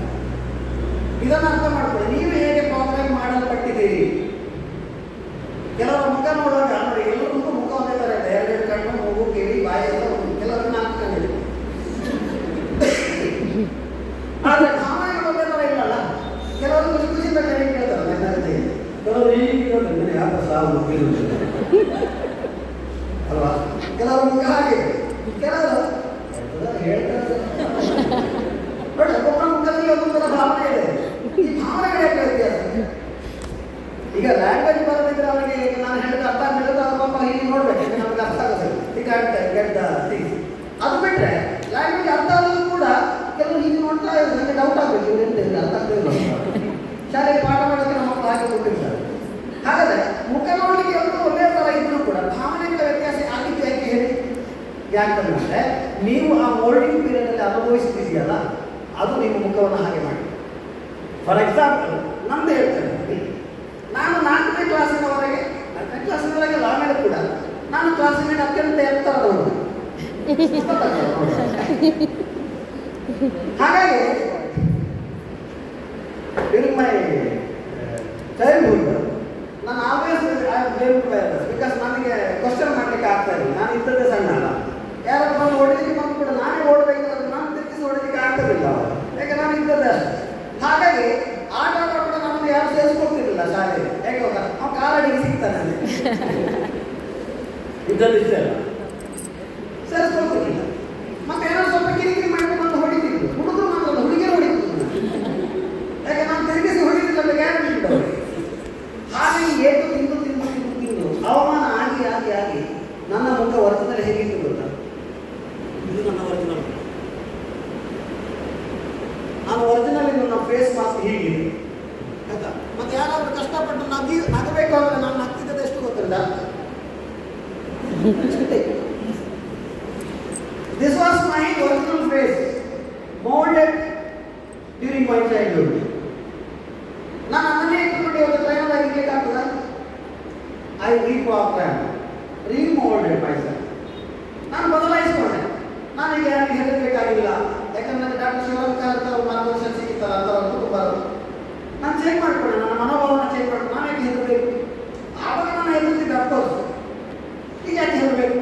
ನನ್ನ ಹತ್ರ ನಾಲೆಜ್ ಇದೆ, ಸ್ಕಿಲ್ ಇದೆ, ಮಾತಾಡೋ ತಾಕತ್ತಿದೆ, ಎಜುಕೇಷನ್ ಇದೆ. ಸೊ ನಾನು ನನ್ನನ್ನು ಚೇಂಜ್ ಮಾಡಿಕೊಂಡ ಕಾರಣ ಧೈರ್ಯವಾಗಿ ನಿಮ್ಮನ್ನು ಮಾತಾಡಲಿಕ್ಕೆ ನಿಮ್ಮನ್ನ ಯಾರ ಮುಂದೆ ಬೇಕಾದ್ರೂ ಮಾತಾಡ್ತೇನೆ. ಬಟ್ ಆವಾಗ ಇದ್ದ ಹಾಗೆ ನಾನು ಇವತ್ತಿದ್ದಿದ್ರೆ ನಾನು ಇಲ್ಲಿ ಇರ್ಲಿಕ್ಕೆ ಆಗ್ತದೆ. ನೀವು ಕೂಡ ನಿಮ್ಮ ಬಾಲ್ಯದಲ್ಲಿ ನಿಮ್ಮ ಅಪ್ಪ ಅಮ್ಮ ನಿಮ್ಮನ್ನು ಹೇಗೆ ಬೆಳೆಸಿದ್ರು ನನ್ನ ಇಂಪಾರ್ಟೆಂಟ್ ಅಲ್ಲ. ಯಾಕೆ ಅವರಿಗೆ ಗೊತ್ತಿದ್ದಾಗ ನಿಮ್ಮನ್ನು ಬೆಳೆಸಿದ್ರು. ನೀವು ಈಗ ಹೇಗೆ ಬೇಕು ಹಾಗೆ ಬೇಕು ಬದಲಾಗಬೇಕಲ್ಲ. ಆಗ ಸ್ವಲ್ಪ ಮಾತು you have to change yourself unless the change will change you. ಯಾಕಂದ್ರೆ ಜಗತ್ತು ಬದಲಾಗ್ತಾ ಇದೆ. ಬದಲಾಗುವ ಜಗತ್ತು ನಿಮ್ಮನ್ನು ಖಂಡಿತ ಬದಲಾಯಿಸ್ತದೆ. ನಿಮಗೆ ಬದಲಾಯಿಸಲಿಕ್ಕೆ ಆಗದಿದ್ರೆ ಮಳೆಗಾಲದಲ್ಲಿ ಉತ್ತರದಲ್ಲಿ ಕೊಳ್ಳ ಬಂದಾಗ ಕೊಚ್ಚಿ ಹೋಗ್ತದಲ್ಲ, ಹಾಗೆ ಕೊಚ್ಚಿ ಹೋಗ್ತದೆ. ಆ ನೆನಪಲ್ಲಿ ಉಳಿಯೋ ಲಿಸ್ಟಲ್ಲಿ ನೀವು ಇರ್ಲಿಕ್ಕೆ ಆಗುದು. ನೆನಪಲ್ಲಿ ಉಳಿಯುವ ಲಿಸ್ಟಲ್ಲಿ ಇರಬೇಕಾದ್ರೆ ನಾವು ಕೊಳ್ಳಕ್ಕೆ ಹೋಗಬಾರ್ದು, ನೀರಲ್ಲಿ ಕೊಚ್ಚಿ ಹೋಗಬಾರ್ದು. Against flood have speak. ಜಗತ್ತಿನಲ್ಲಿರುವಂಥ ಎಲ್ಲ ಪ್ರವಾಹದ ವಿರುದ್ಧ ನಾವು ಹೋರಾಡಿದರೆ ಮಾತ್ರ ಗೆಲ್ಲಕ್ಕೆ ಸಾಧ್ಯ ಆಗುತ್ತೆ. ಇದನ್ನ ನೀವೇ ಸರಿ ಮಾಡಿಕೊಳ್ಳದೇ ಇದ್ರೆ ನಿಮ್ಮ ಮಕ್ಕಳು ಹೇಗೆ ಸರಿ ಮಾಡಿಕೊಳ್ತಾರೆ? ಇವತ್ತು ನೀವು ನಿಮ್ಮ ಮಕ್ಕಳಿಂದ ಎಲ್ಲ ಎಕ್ಸ್ಪೆಕ್ಟ್ ಮಾಡ್ತೀರಿ. ನನ್ನ ಮಗ ದೊಡ್ಡ ಜನ ಆಗಬೇಕು, ಅಥವಾ ನನ್ನ ಮಗಳು ದೊಡ್ಡ ಜನ ಆಗಬೇಕು, ಒಳ್ಳೆ ಸಂಪಾದನೆ ಮಾಡಬೇಕು, ಒಳ್ಳೆ ಹೆಸರು ಮಾಡಬೇಕು, ಒಳ್ಳೆ ಲಾವಿಶ್ ಆದ ಜೀವನ ಶೈಲಿ ಬರಬೇಕು, ಎಲ್ಲ ಖಂಡಿತ ಎಕ್ಸ್ಪೆಕ್ಟ್ ಮಾಡ್ತಾರಲ್ಲ ಎಲ್ಲ ಪೇರೆಂಟ್ಸು. ನೀವು ಇದನ್ನು ಅನುಭವಿಸಿದ್ದೀರಾ? ಯಾಕೆ ಅನುಭವಿಸ್ಬೇಕು? ಯಾಕೆ ಅನುಭವಿಸ್ಬೇಕು? ತುಂಬ ಜನ ಹೇಳ್ತಾರೆ ನಾವು ಬಡವರಾಗಿದ್ದೆವು, ನಾವು ಶ್ರೀಮಂತರಾಗಿರಲಿಲ್ಲ, ನನಗೆ ಎಜುಕೇಷನ್ ಇರಲಿಲ್ಲ, ನನಗೆ ಸಪೋರ್ಟ್ ಇರಲಿಲ್ಲ, ಫ್ಯಾಮಿಲಿ ಸಪೋರ್ಟ್ ಇರಲಿಲ್ಲ, ನನ್ನ ಗಂಡ ಬಿಡಲಿಲ್ಲ, ನನ್ನ ಹೆಂಡತಿ ಬಿಡಲಿಲ್ಲ, ಅತ್ತೆ ಬಿಡಲಿಲ್ಲ, ಮಾವ ಬಿಡಲಿಲ್ಲ. 1000 ನೆಪಗಳನ್ನು ನಾವು ಹೇಳ್ತೇವೆ. ಬಟ್ ಇದೆಲ್ಲ ನೆಪಗಳನ್ನು ಮೀರಿ ತುಂಬ ಜನ ಸಾಧನೆ ಮಾಡಿದಾರಲ್ಲ. ಇವತ್ತು ನಾವು ಅದೇ 8ನೇ ಕ್ಲಾಸ್ನವರೆಗೆ 3 ಹೊತ್ತು ಊಟಕ್ಕೆ ಗತಿ ಇಲ್ಲದಂಥ ಮನೆಯಿಂದ ಬಂದರು. ಅಂಥ ಪಾವರ್ಟಿ ನನಗೆ 8ನೇ ಕ್ಲಾಸ್ ನಾನು ದುಡಿಲಿಕ್ಕೆ ಸ್ಟಾರ್ಟ್ ಮಾಡಿದೆ. ಹೈಸ್ಕೂಲ್ಗೆ ಹೋಗೋದು ಕೆಲಸಕ್ಕೆ ಹೋಗ್ತದೆ. ಅವಾಗ ಎಷ್ಟು ಗೊತ್ತಾ ನನ್ನ ಸಂಬಳ? ಫಸ್ಟ್ ಸಂಬಳ, ಮೊದಲ ತಿಂಗಳ ಸಂಬಳ ತಿಂಗಳಿಗೆ 90 ರೂಪಾಯಿ. 90 rupees per month ನನ್ನ ಸಂಬಳ 8ನೇ ಕ್ಲಾಸಲ್ಲಿ 83ನೇ ಇಸ್ವಿ. ಆಮೇಲೆ ನನಗೆ ಅನಿಸ್ತು ಇದನ್ನು ಏನು ಮಾಡಲಿಕ್ಕಾಗುತ್ತೆ, ಹಾಸ್ಟೆಲ್ ತಂದು ಶಾಲೆಗೆ ತಂತಪ್ಪ ಚಾ ಕೊಟ್ಟರೆ ಅದು ಮುಂದೆ ಅಲ್ವಾ ಬರ್ತೀವಿ. ಆಮೇಲೆ ಯಾರೋ ಬಂದು ಶಾಲೆಗೆ ಕೊಡಗಿಸು ಬರೀತಾ ಇದ್ದೆ, ಅವನು ಒಂದೂವರೆ ನಿಮಿಷ ಬಂದು 1,000 ರೂಪಾಯಿ ತಗೊಳ್ತಿದ್ದ. ಅಯ್ಯೋ ಜಗತ್ತಲ್ಲಿ ಇಷ್ಟು ಈಸಿಯಾಗಿ ದುಡ್ಡು ಮಾಡೋದು ಇದೆಯಲ್ಲ, ನಾನು ಇಡೀ ದಿವಸ ಕೆಲಸ ಮಾಡಿಸಿ 50 ಪೈಸೆ 1,000 ರೂಪಾಯಿ 10 ಗಂಟೆಯಲ್ಲಿ ಹಠ ಬಿದ್ದೊಂದು ಕಲಿತೆ. ಅದಕ್ಕೆ ಇಷ್ಟ ಅಲ್ಲ. 10ನೇ ಕ್ಲಾಸಲ್ಲಿ ಫೋಟೋ ಸ್ಟುಡಿಯೋ ಓಪನ್ ಮಾಡಿದೆ. 8ನೇ ಕ್ಲಾಸಲ್ಲಿ ತಿಂಗಳಿಗೆ 90 ರೂಪಾಯಿ ಕೊಡ್ತಿದ್ದ ನಾನು 85ನೇ ಇಸ್ವಿಯಲ್ಲಿ ಫೋಟೋ ಸ್ಟುಡಿಯೋ ಓಪನ್ ಮಾಡಿ ತಿಂಗಳಿಗೆ 12,000 ದುಡಿತಾ ಇತ್ತು. ಯಾವ ಸಪೋರ್ಟ್ ಇರಲಿಲ್ಲ, ನನ್ನ ಫ್ಯಾಮಿಲಿಯಲ್ಲಿ ಯಾರು ಎಜುಕೇಟೆಡ್ ಇರಲಿಲ್ಲ.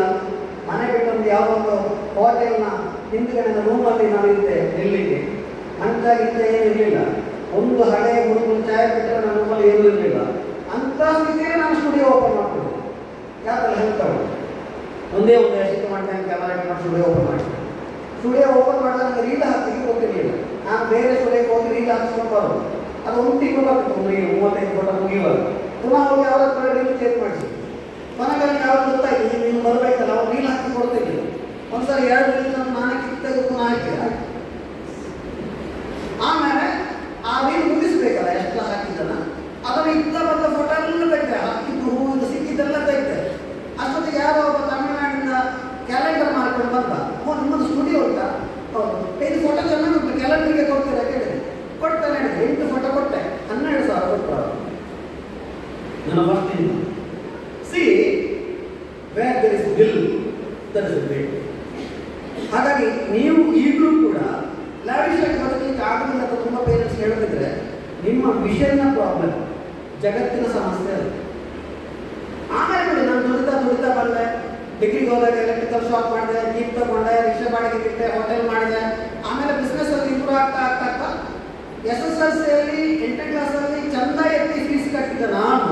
ಡಿಗ್ರಿಯಲ್ಲಿ ಬೇರೆ ಮಕ್ಕಳನ್ನು ಸಾಕ್ತಿದ್ದೆ, ಅಂದರೆ ಬೇರೆ ಮಕ್ಕಳಿಗೆ ಫೀಸ್ ಕಟ್ತಿದ್ದೆ, ಅಥ್ಲೀಟ್ಸ್ಗೆ ಊಟ ಕೊಡ್ತಿದ್ದೆ. ಅದಾದಮೇಲೆ ನಾನು ಪೋಸ್ಟ್ ಗ್ರಾಜುಯೇಷನ್ ಆಯಿತು. ಆವಾಗಲೂ ಅಷ್ಟೇ ಬಿಸ್ನೆಸ್ ಶುರು ಮಾಡಿದೆ. ಕಂಟಿನ್ಯೂಸ್ ಬಿಸ್ನೆಸ್ಸಲ್ಲಿದೆ. ನಂದು 2 ಪೋಸ್ಟ್ ಗ್ರಾಜುಯೇಷನ್ ಆಗಿದೆ, 4 ಡಿಪ್ಲೊಮಾ ಆಗಿದೆ, ಡಾಕ್ಟರೇಟ್ ಆಗಿದೆ. ನನ್ನ ಬಗ್ಗೆ ಒಬ್ಬರು ಡಾಕ್ಟರೇಟ್ ಮಾಡಿದ್ದಾರೆ, ನಾನು ಡಾಕ್ಟರೇಟ್ ಹಾಕೋದಿಲ್ಲ.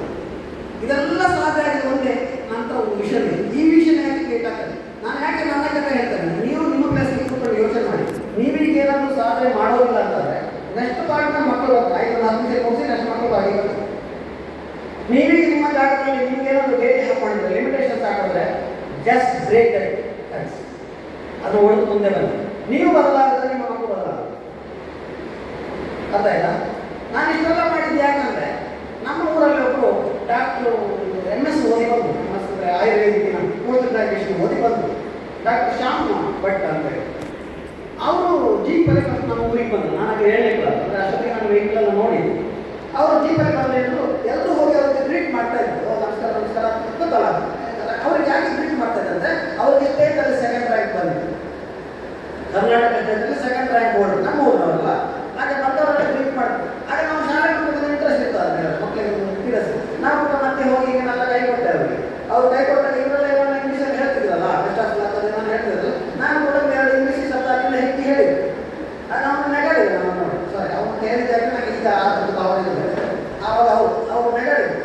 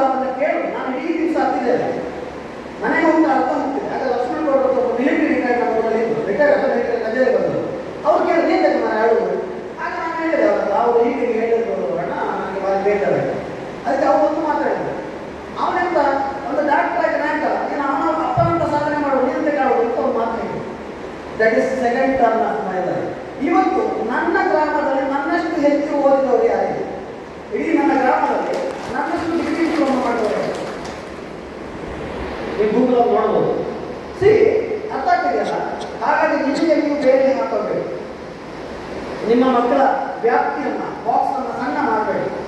Letter to go out of the box. ಕಡೆಗೆ ಏನು ಬೇಕಾದ್ರೂ ಮಾಡಬೇಕು. ಇದಿಷ್ಟು ನೀವು ಯೋಚನೆ. ಲಾಸ್ಟ್ ಒಂದು ಉದಾಹರಣೆ ಹೇಳ್ತಾನೆ. ಏನು ಮಾಡಬೇಡ ನಮ್ಮ ಮಕ್ಕಳನ್ನ ಅಂತ ನಾವು ಪೇರೆಂಟ್ಸ್ ಸುಳ್ಳು ಹೇಳ್ತೇವೆ ಅಲ್ವಾ? ಹೇಳ್ತೇವೆ.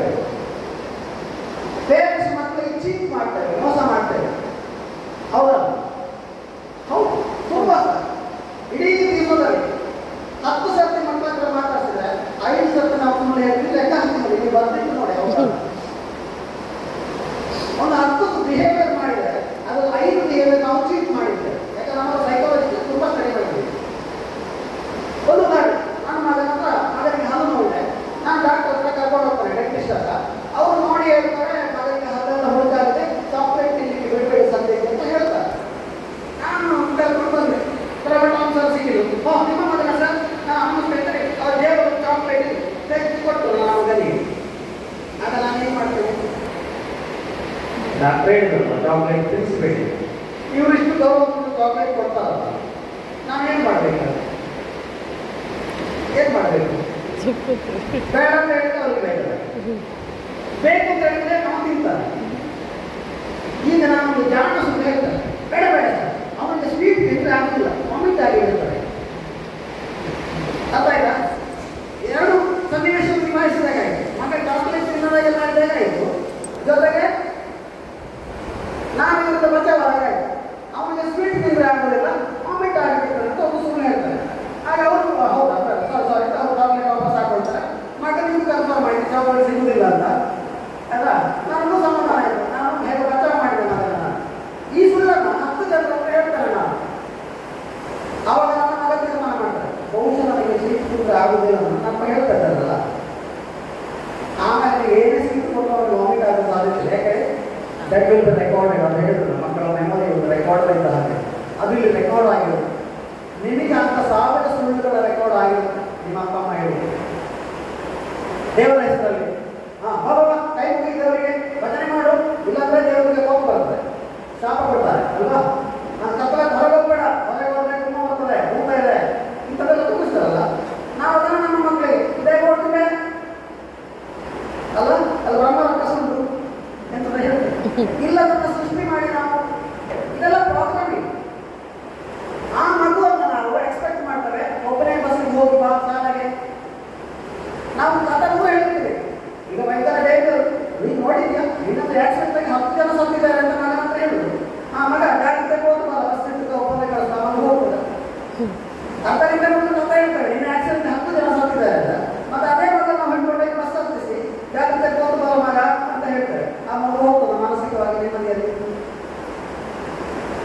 ಇದೆಲ್ಲ ನಮ್ಮ ಬಿಹೇವಿಯರ್. ನಾವು ಅದನ್ನು ಗೊತ್ತಿದೆ ಮಾಡಿ ತಕ್ಕೊಳ್ಳೋದು. ಹಾಗಾಗಿ ಫಸ್ಟ್ ಚೇಂಜ್ ಆಗಬೇಕಾಗಿದ್ದು ನಮ್ಮ ಮಕ್ಕಳಲ್ಲ, ನಾವು ನೋಡುವ ದೃಷ್ಟಿ, ನಮ್ಮ ಮಾತು. ನನ್ನ ಮನೆಯಲ್ಲಿ ನಾವು ಗಂಡ ಹೆಂಡತಿ ಚೆನ್ನಾಗಿದ್ದೇವಾ, ಜಗಳ ಮಾಡೋದಿಲ್ವಾ, ನಮ್ಮಲ್ಲಿ ಬದಲಾವಣೆ ಆಗಿರುತ್ತದೆ. ನಮಗಿರುವ ದುಡ್ಡಿನ ವ್ಯವಸ್ಥೆ, ನನಗೀಗ 10,000 ಸಂಪಾದನೆ ಗಂಡನ ಹೇಳ್ತೀವೋ, ಆ 10,000ದಲ್ಲಿ ನೆಮ್ಮದಿ ಇರ್ಲಿಕ್ಕೆ ನಾವು ಕಲ್ತಿದ್ದೇವಾ, ಮನಿ ಮ್ಯಾನೇಜ್ಮೆಂಟ್ ಸ್ಕಿಲ್ ಅನ್ನು ಕಲ್ತಿದ್ದೇವಾ, ದಟ್ಸ್ ಓಕೆ. ನನಗೆ ಟೈಮ್ ಇಲ್ಲ, ಆಫೀಸು ಬೆಳಗ್ಗೆ ಹೋಗ್ತಾನೆ, ರಾತ್ರಿ ಬರ್ತಾನೆ, ಇರುವ ಅರ್ಧ ಗಂಟೆ ಟೈಮ್ ಫುಲ್ ಆಗಿ ಫ್ಯಾಮಿಲಿ ಜೊತೆ ಕಳೀಲಿಕ್ಕೆ ಆಗ್ತದಾ? That's okay. ಬಟ್ ನಾವೆಲ್ಲವನ್ನ ನೆಪ ಹಿಂಗೆ ಗುಡಿಸೋದಿತ್ತು. ನನ್ನ ತಲೆಬಿಸಿ ಹಿಂಗೆ ಅಂತ ಗೊತ್ತು, ನನ್ನ ಟೆನ್ಷನ್ ಹಿಂಗೆ ಅಂತ ಗೊತ್ತಲ್ಲ. ನಾವು ಹೇಳೋದು ಹೀಗಲ್ಲ, ಏನೋ ಪ್ರಾಬ್ಲಮ್ ಆಗುತ್ತೆ ಮನೆಯಲ್ಲಿ, ಮಕ್ಕಳೆಲ್ಲ ಅಪ್ಪ ಅಪ್ಪ ನಾಳೆ ಈ ಬದಲಾಗೋದು ನನ್ನ ಟೆನ್ಷನ್ ಎಷ್ಟು ಗೊತ್ತು ನನಗೆ ಅಲ್ವಾ? ಆ ಮಗು ಹೇಳ್ತಾರೆ, ಆ ಮಗು ಏನು ಹೇಳ್ತಂದ್ರೆ, ಅಪ್ಪ ಅಪ್ಪ ನಾಳೆ ಟೂರಿಗೆ ಹೋಗೋದಕ್ಕೆ ಹೇಳಿದ್ದಾರೆ, ನಾವು ನಮ್ಮಲ್ಲಿ ದುಡ್ಡಿಗೆ ಪ್ರಾಬ್ಲಮ್ ಇಟ್ಟಲ್ಲ, ನಾವು ಬರುವುದಿಲ್ಲ ಅಂತ ಹೇಳಿದ್ರೆ ಟೀಚರ್ ಹೇಳ್ತಾರೆ ನಿಂತ್ಕೊಳ್ಳಿ. ಬಟ್ ಅಪ್ಪ ಹೇಳಲಿಕ್ಕೆ ಬಿಡುವುದಿಲ್ಲ ನಾನು. ಅಪ್ಪ ಅಪ್ಪ ನಾಳೆ ಟೂರ್ ತರೋದು ಕುತ್ಕೊಂಡಿದ್ದು ನನ್ನ ಟೆನ್ಷನ್ ಎಲ್ಲಿ ದುಡ್ಡು ನಿಮ್ಮ ಅಪ್ಪ ಕೊಟ್ಟದ್ದು ಮನೆಗೆ ಹೋದಾಗ ಅಲ್ವಾ? ಅಂದ್ರೆ ಮಕ್ಕಳಿಗೆ ಮಾತಾಡಲಿಕ್ಕೆ ನಾವು ಅವಕಾಶ ಕೊಡ್ತಾ ಇಲ್ಲ. ಎಷ್ಟು ಜನ ಮಕ್ಕಳ ಮಾತಾಡೋಕೆ ಹೇಳ್ತೀವಿ ಮನೆಯಲ್ಲಿ? ಮಕ್ಕಳು ಪೂರ್ತಿ ಇಡೀ ವಾಕ್ಯವನ್ನ ಮಾತಾಡಲಿಕ್ಕೆ ಎಷ್ಟು ಜನ ಪೇರೆಂಟ್ಸ್ ಬಿಡ್ತೀವಿ? ಹಾಗೆ ಬಿಡ್ತೀರಂತ ನಮ್ಮ ಗುಡ್ ಬಿಡ್ತಾ ಇರೋದು ಹೆಚ್ಚಾಗಿ ನಾವು ಬಿಡಲಿಲ್ಲ. ಮಕ್ಕಳ ವಾಕ್ಯ ಪೂರ್ತಿ ಆಗಬೇಕು ಅಂತ ನಾವು ಫ್ರೀಡಮ್ ಕೊಟ್ಟು ನೋಡಿ ಮಾತಾಡ್ತಾರೆ. ಓಕೆ, ಇದು ಒಂದು ವಿಭಾಗ.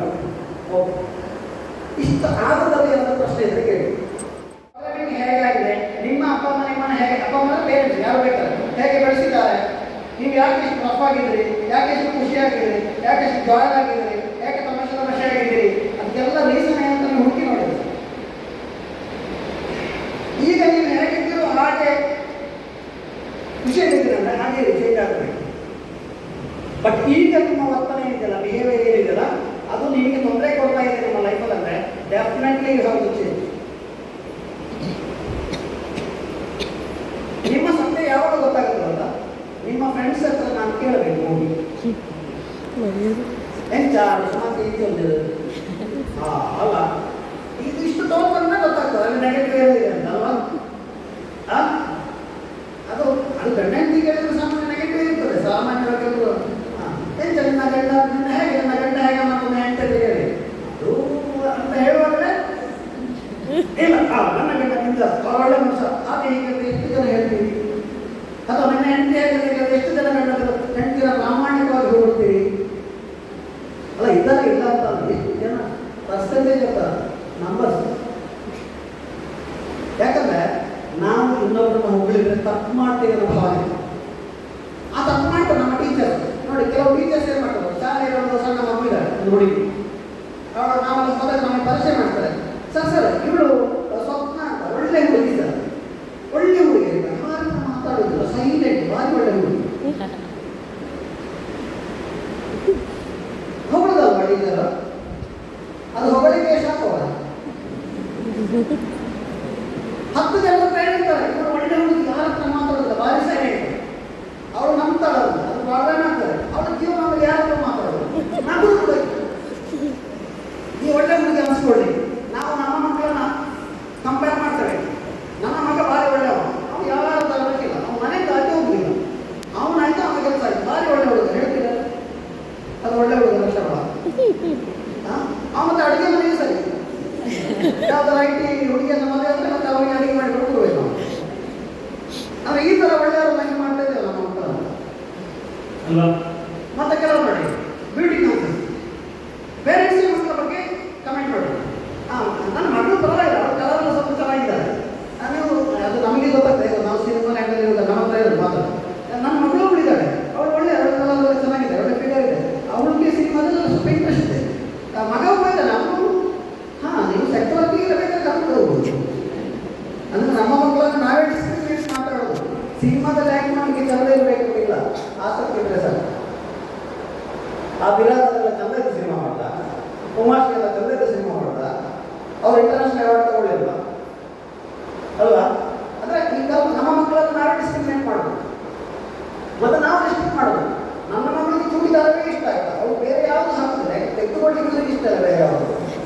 ಅದು ನಾವು ಅವ್ರ ಮೇಲೆ ಆರೋಪಿಸಿ ಅವ್ರಿಗೆ ಇದೇ ಇಷ್ಟ ಅಂತ ಹೇಳಿ ಪ್ರೋಗ್ರಾಮಿಂಗ್ ಮಾಡ್ತೇವೆ. ಅವಳಿಗೆ ಬೇರೆ ಆಸಕ್ತಿ ಹಾಕಿದ್ರೆ ಅವಳು ಅದನ್ನೇ ಹಾಕ್ತಾರೆ. ಮತ್ತೆ ಎಲ್ಲಾದ್ರೂ ನಮಗೆ ಗೊತ್ತಿದೆ ಗೋವಾಟ್ಟು ಹೋದ್ರೆ ಅಲ್ಲಿ ಜಾತಿ ಹಾಕಿ ಓಡಾಡ್ಕೊಂಡು ಅಲ್ವಾ. ನೋಡಿ ನೀವು ಈ ಥರ ಮಕ್ಕಳನ್ನು ತುಂಬ ಟಿನಪ್ ಮಾಡ್ತೇವೆ. ಮತ್ತೆ ನಮ್ಮ ಮಕ್ಕಳಿಗೆ ಖಾರ ತಿಂದ್ರೆ ಆಗುದಿಲ್ಲ, ಖಾರ ತಿಂದ ಕೂಡ ಮಾತಾಡಿಸಿ ಬೆಳಿಗ್ಗೆ ಭಾರಿ ಕಷ್ಟ ಆಗ್ತದೆ. ಅವನಿಗೆ ಪಾಪ ತುಂಬ ಖಾರ ತಿನ್ಬೇಕು ಆಸೆ, ಇವರಿಗೆ ತಿನ್ಲಿಕ್ಕೆ ಆಗುದಿಲ್ಲ ಖಾರ, ಅದು ನಮ್ಮ ಮಕ್ಕಳ ಮೇಲೆ ಆಗುತ್ತೆ, ನಮ್ಮ ಮಕ್ಕಳಿಗೆ ಖಾರ ಆಗುತ್ತೆ. ಅಂದ್ರೆ ನಮಗೆ ಆಗೋದಲ್ಲ ನಮ್ಮ ಮಕ್ಕಳಿಗೆ ಆಗೋದಿಲ್ಲ ಅಂತ ನಾವು ಆರೋಪಿಸ್ತೀವಿ.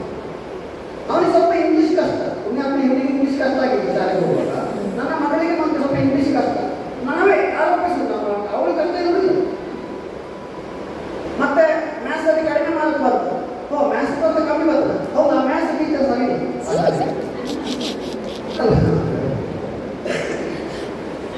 ಅದೇ ಒಳ್ಳೆ ಮಾರ್ಕ್ ಮಾಡ್ಬೋದು. ಇಂಗ್ಲೀಷಲ್ಲಿ ಒಳ್ಳೆ ಮಾರ್ಕ್, ಅವ್ರ ಸ್ಟೂಡೆಂಟ್ಸ್ ಎಲ್ಲ ಒಳ್ಳೆ ಮಾರ್ಕ್ ಬರ್ತದೆ. ಅಂದರೆ ಅವರ ಸ್ಟೂಡೆಂಟ್ ಆದ ಕಾರಣಕ್ಕೆ ಒಳ್ಳೆ ಮಾರ್ಕ್, ಇವಾಗ ಒಬ್ಬರಿಗೆ ಒಳ್ಳೆ ಮಾರ್ಕ್ ಬರ್ತದೆ, ಅದನ್ನೇ ಹೇಳ್ಬೋದು. ನೋಡಿ ಶಾಲೆಯಲ್ಲಿ ರ್ಯಾಂಕ್ ಬರ್ತದೆ ಮಕ್ಕಳಿಗೆಲ್ಲ, ಬ್ಯಾಗಲ್ಲಿ ಯಾರು ಫೋಟೋ ಹಾಕೋದು, ಟೀಚರ್ಸ್ ಫೋಟೋ ಹಾಕ್ತಾರೆ, ಪೇರೆಂಟ್ಸ್ ಫೋಟೋ ಹಾಕ್ತಾರೆ, ಆ ಮಕ್ಕಳಿಗೂ ತಾನೇ ಹಾಕೋದು. ಹಾಗಾದರೆ ಮಕ್ಕಳು ಟೀಚರ್ಸಿಂದಾಗಿ ಹೇಗೆ ಮಕ್ಕಳು ಪಾಸ್ ಆಗೋದು, ಪೇರೆಂಟ್ಸಿಂದಾಗಿ ಮಕ್ಕಳು ಪಾಸ್ ಆಗೋದು. ಮಕ್ಕಳು ಎಲ್ಲ ಮಕ್ಕಳು ಕೂಡ ಹುಟ್ಟಿದ ಜೀನಿಯಸ್, ಎಲ್ಲ ಮಕ್ಕಳು ಕೂಡ ಸಾಲಾಗಬೇಕು, ದೇ ಬಾಲ್ ಫಾರ್ ಸಕ್ಸೀಡ್. ಆದರೆ ನಾವು ದಾರಿ ತಪ್ಪಿಸ್ತೇವೆ,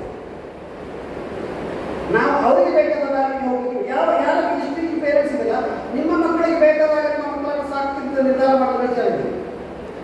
ನಿಮ್ಮ ಮಕ್ಕಳಿಗೆ ಬೇಕಾದಾಗ ಸಾಕ್ತೀನಿ ಅಂತ ಬಹಳ ಕಡಿಮೆ. ನೀವು ಪ್ಲಾನ್ ಮಕ್ಕಳು ಹೀಗೆ ಆಗಬೇಕು ತುಂಬ ಜನ. ನಾನು ನನ್ನ ಮಕ್ಕಳಿಗೆ ನನ್ನ ಕಲಾವಿದ ಡ್ಯಾನ್ಸು, ಸಂಗೀತ, ಮ್ಯೂಸಿಕ್, ನಾಟಕ ಎಲ್ಲ ಹೋಗಿದ್ದೇವೆ. ಹಾಗಾಗಿ ನಾನು ಯಾವ ಕ್ಲಾಸಿಗೂ ಮಕ್ಕಳನ್ನು ಸೇರಿಸಲಿಲ್ಲ. ನನಗೆ ಕೆಲವರು ನೀವೆಂತ ಸರ್ ನೀವು ದೊಡ್ಡ ಆರ್ಟಿಸ್ಟ್ ನಿಮ್ಮ ಮಕ್ಕಳನ್ನು ಯಾವುದಕ್ಕೂ ಸೇರಿಸಲಿಲ್ಲ. ಸೇರಿಸಲಿಕ್ಕೆ ಕೆಲವರು ಕಾರಣ ಅವರಿಗೆ ಯಾವಾಗ ಏನು ಬೇಕಾದ್ರೆ ಕರೀತಾರೆ. ನನ್ನ ಮಗ ಮ್ಯೂಸಿಕ್ ಇಂಡಸ್ಟ್ರಿ ಕಲಿತ, ಎಲ್ಲ ಇನ್ಸ್ಟ್ರೂಮೆಂಟ್ ಪ್ಲೇ ಮಾಡ್ತಾರೆ, ಸ್ವಂತ ಆರ್ಕೆಸ್ಟ್ರಾ ಮಾಡಿದ್ದಾನೆ, ಮ್ಯೂಸಿಕ್ ಕಂಪೋಸ್ ಮಾಡ್ತಾನೆ, ಸಿನಿಮಾಕ್ಕೂ ಮಾಡಿದ್ದಾನೆ, ಇಂಟರ್ನ್ಯಾಷನಲ್ ಅವಾರ್ಡ್ ಮಾಡಿದ್ದಾನೆ. ನಾನು ಯಾವುದಕ್ಕೂ ಸೇರಿಸಿಲ್ಲ. ಅವನಿಗೆ ದಾರಿ ಆಪ್ಷನ್ಸ್ ಹೇಳಿ. ಎಷ್ಟು ಜನ ಮಕ್ಕಳಿಗೆ ಆಪ್ಷನ್ಸ್ ಕೊಡ್ತೀವಿ? ಇದು ಇವತ್ತು ಇಲ್ಲಿ ಇರೋರಿಗೆ ಎಷ್ಟಿದ್ದಾರೆ ಆಪ್ಷನ್ಸ್ ಕೊಡಬೇಕಾದ್ರೆ ನಿಮಗೆ ಗೊತ್ತಿರಬೇಕಲ್ಲ ಆಪ್ಷನ್ಸ್. ನಿಮ್ಮನ್ನ ಟೀಚರ್ ಮಾಡ್ತಾ ಇಲ್ಲ, ಜಸ್ಟ್ ಅನಲೈಸ್ ಮಾಡ್ತಾರೆ. ಈಗ ಅಮೆರಿಕದಿಂದ ಬಂದಂಥ ಮಗುವಿಗೆ ಓಡಾಡ್ಕೊಂಡು ಆ ಮಗುವಿಗೆ ಕಲ್ಪನೆ ನಿನಗೆ ತಿಮರ ಚಟ್ನಿ ಬೇಕಾದ್ರೆ ಮಗು ಬೇಕಾದಂತ. ಯಾಕಂದ್ರೆ ಆ ತಿಮರ ಚಟ್ನಿ ವ್ಯಾಲ್ಯೂ ಆ ಮಗುವಿಗೆ ಗೊತ್ತಿರಲಿಲ್ಲ. We have to teach him what is important of ತಿಮರ ಚಟ್ನಿ. ಅದೇ ನೀವು ಹಳ್ಳಿಯಲ್ಲಿ ಹೋಗಿ ತೀರಾ ಹಳ್ಳಿಯಲ್ಲಿ ಒಂದು ಮಗು ಕೇಳಿ ಬಾ ಮಗ ನೀವು ನಾನು ಗಡ್ಬಡ್ ಕೊಡ್ತಾರೆ. ನಾನು ಗಡ್ಬಡ್ ಬೇಡ ಅಂತ ಬೇಡ, ಗಡ್ಬಡ್ ಏನು ಗೊತ್ತಿಲ್ಲ. Correct. This is the question of knowledge. ಈ ನಾಲೆಡ್ಜ್ ನಮಗಿದ್ರೆ ಈಗ ನಮ್ಮಲ್ಲಿ ಯಾರು ನೀವು ಪ್ರಶ್ನೆ ಮಾಡಿದ್ರೆ ಲಿಸ್ಟ್ ಮಾಡಿರ್ತಾರೆ, ಕೆರೆ ಲಿಸ್ಟ್ ಮಾಡಿದ್ರೆ ಹೆಚ್ಚಾಗಿ 10-15 ಕೆರೆ ಲಿಸ್ಟ್ ಮಾಡ್ತೀರಿ, ಹೌದಾ? ಏನೋ ಎಲ್ಲೋ ಕೆಲವರು ಇರ್ಬೋದು, ಜಾಸ್ತಿ ನಾಲೆಡ್ಜ್ ಇರ್ಬೋದು.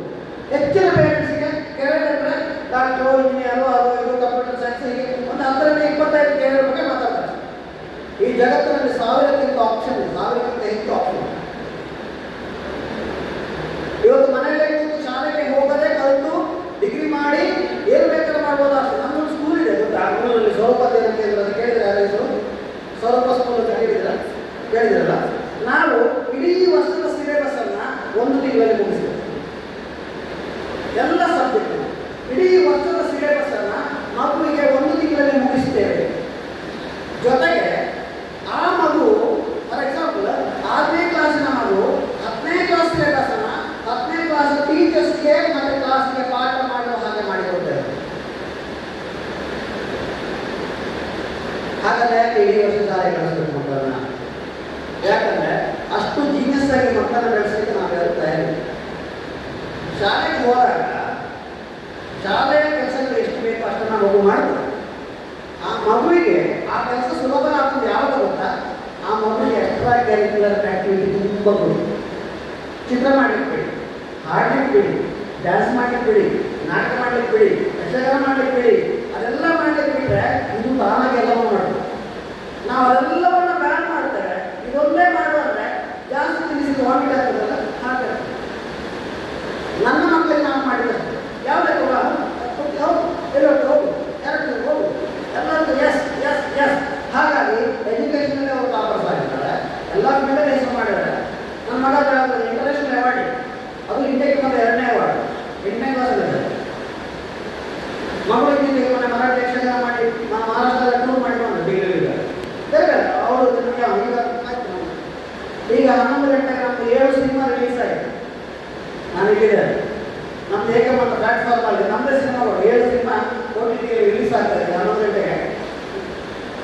ಆ ಸಿನಿಮಾ ಒಂದರಲ್ಲಿ ನನ್ನ ಮಗಳು ಹೀರೋಯಿನ ಸೈನ್ಸ್ ಶೆಟ್ಟಿ ಹೀರೋಯಿನ್ ಮಾಡಿದ್ರು, ಅದರಲ್ಲಿ ನಾನು ಮಾಡಿದ್ದೆ, ಅದರಲ್ಲಿ ಪ್ರಕಾಶ್ ಶೆಟ್ಟಿ ಮಾಡಿದ್ದೆ. ಇಷ್ಟೆಲ್ಲ ಮಾಡಿಕೊಂಡು ಕಾಲಕ್ಕೆ ಹೋಗ್ತಾ ಇದ್ದಾರೆ, ಮಸ್ತ್ ಹೋಗ್ತಾರೆ, ಅರ್ಥ ತಿಳಿಯಲ್ಲ. ಹಾಗಾಗಿ ನಿಮ್ಮ ದೃಷ್ಟಿಕೋನದಲ್ಲಿ ಓದು ಒಂದೇ ಮಕ್ಕಳಿಗೆ ಬೇರೆ ಯಾವುದಿಲ್ಲ ಅಂತ ನೀವೇನಾದರೂ ಭಾವಿಸಿದ್ರೆ ಅದು ಖಂಡಿತ ಒಂದು ತಪ್ಪು. ಯಾಕಂದ್ರೆ ನೀವು ಡೈವರ್ಟ್ ಮಾಡ್ತಾ ಇದ್ದೀರಿ, ಮಕ್ಕಳ ದಾರಿ ತಪ್ಪಿಸ್ತಾರೆ. ಅದು SSLC ಮಾತ್ರ ಎಲ್ಲ ಕಟ್, ಡ್ಯಾನ್ಸ್ ಕ್ಲಾಸ್ಗೆ ಹೋದ್ರೆ ಕಟ್, ಕರಾಟೆ ಕ್ಲಾಸ್ಗೆ ಹೋದ್ರೆ ಕಟ್, ಮ್ಯೂಸಿಕ್ ಕ್ಲಾಸ್ ಕಟ್, ಎಲ್ಲ ಕಟ್. SSLC ಒಂದೇ ಕರೆಕ್ಟ್ ಅಲ್ಲ? ನಾವು ಮಾಡ್ತಾ ಇದ್ದೀವಿ ತಪ್ಪ. ನಮ್ಮ ಸ್ಕೂಲಲ್ಲಿ ಹೇಗಂದ್ರೆ SSLC ಬಂದರೆ ಎಲ್ಲ ಅದನ್ನೇ ಮಾಡಿ, ಡ್ಯಾನ್ಸಲ್ಲೇ ಪಾಠ ಮಾಡ್ತೇವೆ, ಮ್ಯೂಸಿಕಲ್ಲೇ ಪಾಠ ಮಾಡ್ತೇವೆ, ಯಕ್ಷಗಾನದಲ್ಲೇ ಪಾಠ ಮಾಡ್ತೇವೆ, ಆರ್ಟಲ್ಲೇ ಪಾಠ ಮಾಡ್ತೇವೆ. ಕಾಳೆ ಆರ್ಟಲ್ಲಿ SSLC ಈ ಒಂದು ಟೆಕ್ಸ್ಟ್ ಮಾಡಿದ್ದಾರೆ. ನಾನು ಆರ್ಟಲ್ಲಿ ಪಾಠ ಮಾಡೋದು, ಆದರೆ ಮ್ಯೂಸಿಕಲ್ಲಿ ಪಾಠ ಮಾಡೋದು. ಹಾಗಾಗಿ ಟೀಚರ್ಸ್ ನಾವು ಟ್ರೈನಿಂಗ್ ಮಾಡೋದನ್ನ ಮಾಡ್ತಾರೆ. ECT ಟೆಕ್ನಾಲಜಿ ನೀವು ಇಡೀ ವರ್ಷದ ಕೋರ್ಸನ್ನು ಹೋಗ್ತಿಲ್ಲ ಮುಗಿಸಿದ ಹೇಗೆ ಹೇಳಿಕೊಡ್ತೀವಿ. ಮತ್ತೆ ಅಷ್ಟು 9 ದಿನ ಮಕ್ಕಳಿಗೆ ನೀವು ಡ್ಯಾನ್ಸ್ ಮಾಡಿಸ್ತೀವಿ, ನೀವು ಕುಡಿ ಏನು ತೊಂದರೆ ಆಗೋದಿಲ್ಲ, ರಿಸಲ್ಟ್ ಬರುತ್ತೆ. ಪೇರೆಂಟ್ಸ್ ಅದನ್ನೇ ಮಾಡಿ. ದಯವಿಟ್ಟು ಈಗ ನಮ್ಮ ಮುಂದೆ ಬಂದ ಚಾಲೆಂಜ್ ಏನು, ದಯವಿಟ್ಟು ಎಲ್ಲರೂ ಗಮನಿಸಿ, ನಿಮ್ಮ ಜವಾಬ್ದಾರಿಯನ್ನು ಶಾಲೆಯ ಮೇಲೆ ಹಾಕಬೇಕು. ಯಾಕಂದರೆ ಶಾಲೆಯಲ್ಲಿ ನಿಮ್ಮ ಮಕ್ಕಳಿಗೆ ಅವರಿಗೆ 1000 ಕೊಡಬೇಕು. ಮತ್ತು ಇಲ್ಲಿ ಎಲ್ಲರೂ ನಾವು ಒಂದೇ ಥರ ಮೀಟ್ ಮಾಡ್ತಾರೆ. ಅವರು ನೀವು ಕೊಡುವಂಥ ಅಟ್ರಾಕ್ಷನ್, ನೀವು ಕೊಡುವಂಥ ಪ್ರೀತಿ, ನಿಮ್ಮ ಕಣ್ಣು, ದೃಷ್ಟಿ, ವಾಯ್ಸ್, ಟೋನು, ಅದು ನಿಮ್ಮ ಮಕ್ಕಳಿಗೆ ನಿಂದೇ ಬೇರೆಯವರು ಅದಕ್ಕೆ ಅಲ್ಟರ್ನೇಟಿವ್. ನಮ್ಮಲ್ಲಿ ಸಮಸ್ಯೆ ಇದೆ. ಗಂಡು ಮಕ್ಕಳು ಸ್ವಲ್ಪ ದೊಡ್ಡದಾಗಿ ಮೀಸೆ ಒಂದು ಸ್ವಲ್ಪ ಕಪ್ಪು ಮೀಸೆ ಬಂದ ಕೂಡಲೇ ಅಮ್ಮ ಮತ್ತೆ ಮುಟ್ಲಿಕ್ಕೆ ನಾವು ಗಂಡು ಮಕ್ಕಳು. ಹೆಣ್ಣು ಮಕ್ಕಳು ಸ್ವಲ್ಪ ವಯಸ್ಸಿಗೆ ಬಂದರೆ ಅಪ್ಪ ಮುಟ್ಲಿಕ್ಕೆ ನಾವು. ಅಂದರೆ ನಾವು ದೊಡ್ಡ ಮಕ್ಕಳು ದೊಡ್ಡದಾದ್ಮೇಲೆ ಆಗೆಲ್ಲ ಮುಟ್ಟಬಾರ್ದು, ಟಚ್ ಮಾಡಬಾರ್ದು ಅಲ್ವಾ? ಸೈಕೋಲಾಜಿಕಲ್ ದೊಡ್ಡ ಸಮಸ್ಯೆ. ಅಪ್ಪ ಅಮ್ಮನ ಪ್ರೀತಿ ಬರೀ ಮಾತಿನ ಪ್ರೀತಿ ಅಲ್ಲ, ಟಚ್ನ ಪ್ರೀತಿ. ಅವ್ರಿಗೆ ಸಾಯತನಕ ಕೊಟ್ಟು ಕೂಡ ಬೇಕು. ನೀವು ಟಚ್ ಕೊಡೋದನ್ನು ನಿಲ್ಲಿಸಿದ್ರೆ ಅವ್ರು ಬೇರೆ ಟಚ್ಗೆ ಎಕ್ಸ್ಪೆಕ್ಟ್ ಮಾಡ್ತಾರೆ. ಹಾಗಾಗಿ ನಾವು ಫಸ್ಟ್ ಸೈಕೋ ಆಗುವುದು, ಡೇಟಿಂಗ್ ಎಲ್ಲ ಸ್ಟಾರ್ಟ್. ಈಗ ನಾನು ಮಾಡೋ ಡಿಗ್ರಿ ಇವತ್ತು ಕೂಡ ತಿಂಗಳ 4 ಸರ್ಕಾರ ಬಂದು ನಾನು ಅಪ್ಪ ಅಮ್ಮ ನಮ್ಮ ಮಧ್ಯೆ ಮಾಡ್ಕೊಳ್ತಾರೆ. ಅಪ್ಪ ನಾನು ಮಾಡಿರೋದು ಇದನ್ನು ನಾವು ಕೊಡಬೇಕು, ಟಚ್ ಕೊಡಬೇಕು. ಅದು ಪ್ರೀತಿ, ಅದು ವಾಂಟ್, ಬಿಸಿ ಇದೆಯಲ್ಲ, ಆ ಅಪ್ಪ ಅಮ್ಮನ ಬಿಸಿ ಆ ಮಗುವಿದೆ. ಅದೆಷ್ಟೇ ದೊಡ್ಡದಾದ್ರೂ ನಮ್ಮ ಮಗುವೆ. ಗಂಡು ಮಕ್ಕಳು ಅಷ್ಟೇ. ನೀವು ಗಂಡು ಮಕ್ಕಳಿಗೆ ಅಮ್ಮ ಸಣ್ಣ ಮಗುವಿಗೆ ಹಗ್ ಮಾಡ್ಕೋತಾರೆ. ಗಂಡು ಮಕ್ಕಳು ದೊಡ್ಡದಾದ್ಮೇಲೆ ಅಮ್ಮ ಹಗ್ ಮಾಡೋದೇ ಇಲ್ಲ. ಅವ್ನು ಕಾಲೇಜಿಗೆ ಹೋಗೋ ಕೂಡ ಒಂದ್ಸಲ ಹಗ್ ಮಾಡಿ ಕಳಿಸಿ ನೋಡ ಅವನು ಯಾಕೆ ದಾರಿ ಬರ್ತಾನೆ ಅಂತ. ನಮ್ಮ ಬಿಹೇವಿಯರ್ ನಾವು ಚೇಂಜ್ ಮಾಡ್ಕೋತೇವೆ, ನಮ್ಮ ವಿಷನ್ ಚೇಂಜ್ ಮಾಡ್ಕೋತೇವೆ. ಮಕ್ಕಳಿಗೆ ಸಸಾರ ಕೊಡಬಾರ್ದು, ಮಕ್ಕಳ ತಲೆ ಮೇಲೆ ಕೂರಿಸ್ಕೋಬಾರ್ದು. ಇದೆಲ್ಲ ನಮ್ಮ ಭ್ರಮೆಗಳು. ಮಕ್ಕಳನ್ನು ಎಲ್ಲಿ ಬೇಕಾದ್ರೆ ಕೂರಿಸಿ, ಆದರೆ ಯಾಕೆ ಕೂರಿಸಿಂತ ಅವ್ರಿಗೆ ಗೊತ್ತಾಗ್ತದೆ. ನೀವು ಹೈಸ್ಕೂಲ್ ಇರುವಾಗ ನೋಡಿ, ಸಣ್ಣ ಮಕ್ಕಳು ಪ್ರೈಮರಿ, LKG, UKG ಹುಡುಗರು ಚೆನ್ನಾಗಿ ಒಟ್ಟಿಗೆ ಆಟ ಆಡ್ತಾರೆ, ಹೊಡಿತಾರೆ, ಪಡಿತಾರೆ, ಓಡಾಡ್ತಾರೆ, ಬೀಳ್ತಾರೆ. ಏನಾದರೂ ಪ್ರಾಬ್ಲಮ್ ಇದೆಯಾ? ಅದು 7ನೇ ಕ್ಲಾಸ್ ಆಗುವಾಗ ಇನ್ಸ್ಟ್ರಕ್ಷನ್ ಕೊಡಿ ಶುರು ಮಾಡ್ತಾರೆ ಮನೆಯಲ್ಲಿ. ಈಗ ನಿಮಗೆ 2ನೇ ಕ್ಲಾಸ್ ಅಲ್ಲ, 7ನೇ ಕ್ಲಾಸ್ ಗೊತ್ತುಂಟಲ್ಲ. ಇಂಡೈರೆಕ್ಟ್ ನಾವು ಅವರಿಗೆ ಪಿಂಚ್ ಮಾಡಲಿಕ್ಕೆ ಶುರು ಮಾಡಿದ್ವಿ. ಆಗ ನಾವು ಅಕ್ಕನ ಹೊರತು ಬೆಳೆದದ್ದು ತಪ್ಪಾಯ್ತಾ, ನನ್ನ ವಯಸ್ಸಿಗೆ ಬಂದ ತಪ್ಪಾಯ್ತಾ, ನಾನು ಬೆಳೆದ ಇರೋ ತಪ್ಪಾಯ್ತಾ, ಗಿಲ್ಟಿ ಫೀಲಿಂಗ್ ಆಗಲಿಕ್ಕೆ ಶುರು ಆಗುತ್ತೆ ಅವರಿಗೆ. ಹಾಗಾಗಿ ಅವ್ರಿಗೆ ಕ್ಯೂರಿಯಾಸಿಟಿಗಳು ಡೆವಲಪ್ ಆಗ್ತಾ ಹೋಗ್ತಾರೆ. ಹೈಸ್ಕೂಲಿಗೆ ಬಂದಾಗ ಅವ್ರಿಗೆ ಎಲ್ಲರೂ ಸಹಜತಾನೆ ಗಂಡು ಹೆಣ್ಣು ಅನ್ನೋದು ಇಂಟರ್ಜೆಂಡರ್ ಇದು ಅಟ್ರಾಕ್ಷನ್ಸು ನಾವು ಅದನ್ನು ಫ್ರೀಯಾಗಿ ಕೊಡಲಿಕ್ಕೆ ಬಿಡ್ತೇವೆ. ಇವತ್ತು ನನ್ನ ಮಕ್ಕಳು ನಾನು ಯಾವುದೇ ಹುಡುಗರ ಜೊತೆ ನನ್ನ ಮಕ್ಕಳು ಹೋಗಿ, ಯಾವುದೇ ಹುಡುಗರ ಜೊತೆ ನನ್ನ ಮಗ ಹೋಗಿ ಫೋಟೋ, ನನ್ನ ಮಗ ಮೊನ್ನೆ ಫೋಟೋ ಶೂಟ್ ಮಾಡಿದ್ದೆ. PUC second PU last centre ದಿವಸ ನಾನು ಫಿಲ್ಮಿಗೆ ಫೋಟೋ ಶೂಟ್ ಮಾಡಿದ್ರೆ ಹೇಳ್ತಾರೆ ಅಷ್ಟೇ. ಎಷ್ಟು ಹುಡುಗರು ಹುಡುಗಿಯನ್ನು ಹಾಕಿ ಮಾಡ್ಕೊಂಡು ಒಳಗಡೆ ಕೂರಿಸ್ಕೊಂಡು ಎತ್ತಿ ಹಿಡ್ಕೊಂಡೆಲ್ಲ ಫೋಟೋದಲ್ಲಿ ಮಾಡೋದು. ಅದನ್ನು ಯಾರನ್ನ ಬೇರೆ ತೋರಿಸ್ತೀವಿ ಅಂತ ನಿಮ್ಮ ಮಕ್ಕಳು ಹೀಗೆ ಬೆಳೆಸೋದು ಅಂತ ಕೇಳ್ತಾರೆ ಅವರಿಗೆ. ತಪ್ಪಲ್ಲ. ಯಾಕಂದರೆ ಇದು ಚೆನ್ನಾಗಿರ್ಬೇಕಲ್ವ. ಅದು ಚೆನ್ನಾಗಿರುವಾಗ ನಾವು ಮಕ್ಕಳನ್ನು ಬೆಳೆಸಬೇಕು, ಇದು ಚೆನ್ನಾಗಿರುವಾಗ ಮಕ್ಕಳನ್ನು ಬೆಳೆಸಬೇಕು. ಡಿಸಿಪ್ಲಿನ್ ಅಂತ ಅದು. ಇದು ಇಲ್ಲಿಂದ ಬರಬೇಕು ಡಿಸಿಪ್ಲಿನ್, ಹೊರಗಿಂದ ಇಂಪೋಸ್ ಆಗೋದಲ್ಲ. ನಿಮ್ಮ ಮಕ್ಕಳು ಶಾಲೆಗೆ ಪಾಠ ಮಾಡೋ ಟೀಚರು ಹೋಗುವಾಗ ಗಲಾಟೆ ಮಾಡ್ತಾ ಇರ್ತಾರೆ, ಟೀಚರ್ ಹೋದ್ರೂ ಸಾಗಿರ್ತಾರೆ ಅಲ್ವ ಹೇಳ್ತಾರೆ. ಟೀಚರ್ ವಾಪಸ್ ತಿರುಗಿದ ಕೂಡ ಶುರು ಮಾಡ್ತಾರೆ. ಅದು ನಿಜವಾದ ರೆಸ್ಪೆಕ್ಟ್ ಅಲ್ಲ, ಅದು ಡಿಸಿಪ್ಲಿನ್. ಟೀಚರು ಬರೋದು ಹೋದ್ಮೇಲೂ ಸೈಲೆಂಟ್ ಇರ್ತಾರಂದ್ರೆ ಅದು ಡಿಸಿಪ್ಲಿನ್. ಇಲ್ಲಂದ್ರೆ ಅದು ಹೆದರಿಕೆ, ಡಿಸಿಪ್ಲಿನ್ ಅಲ್ಲ, ಹೆದರುವುದಷ್ಟೇ. ನೀವು ನಿಮ್ಮ ಮಕ್ಕಳಿಗೆ ಮನೆಗೆ ಹೋದ ನಿಮ್ಮ ಮಕ್ಕಳು ಯಾವ ಅಮ್ಮ ಹೋದ ಅಂತ ಒಂದು ಫೀಲಿಂಗ್ ಬಂತಂದ್ರೆ ಈ ಫೇಲ್ ಅಂತ, ಈ ಫೇಲ್ ಆಗಿದೆ. ಅಪ್ಪ ಬಂದು ಅಮ್ಮ ಬಂದು ಸೆಲೆಬ್ರೇಟ್ ಮಾಡಬೇಕು ಮನೆಯಲ್ಲಿ ಮಕ್ಕಳು.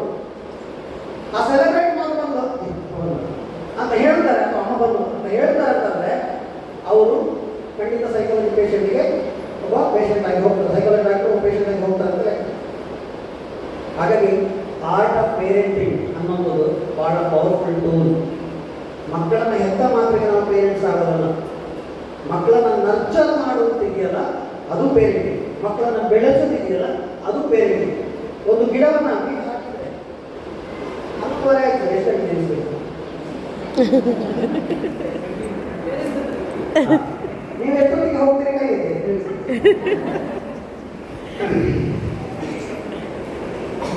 ಒಂದು ಗಿಡ ಬೆಂಡೆಕಾಯಿ ಗಿಡ, ಬೆಂಡೆ ಬೀಜ ನೀವೆಲ್ಲ ತರಕಾರಿ ಹಾಕ್ತಿರಲ್ಲ, ಬೆಂಡೆಕಾಯಿ ಎಲ್ಲ. ಒಂದು ಬೆಂಡೆ ಬೀಜ ಹಾಕುವಾಗ ನಾವೆಂತ ಮಾಡ್ತೇವೆ, ಒಂದು ನೆಲವನ್ನು ಹದ ಮಾಡ್ತೇವಲ್ವಾ. ಆಯ್ತು, ಒಂದು ಬೆಂಡೆ ಬೀಜ ಹಾಕಿದ ಕೂಡಲೇ ಹಾಕಿದ ತಕ್ಷಣ ಆಮೇಲೆ ಏನು ಮಾಡ್ತೇವೆ ನಾವು? ಬೀಜ ಹಾಕಿದ ಮೇಲೆ ಏನು ಮಾಡ್ತೇವೆ? ಸ್ವಲ್ಪ ನೀರು ಹಾಕ್ತೇವೆ, ಸ್ವಲ್ಪ ಗೊಬ್ಬರ ಹಾಕ್ತೇವೆ. ನೀರು ಹಾಕ್ತೇವೆ ಅಂತ ಒಂದು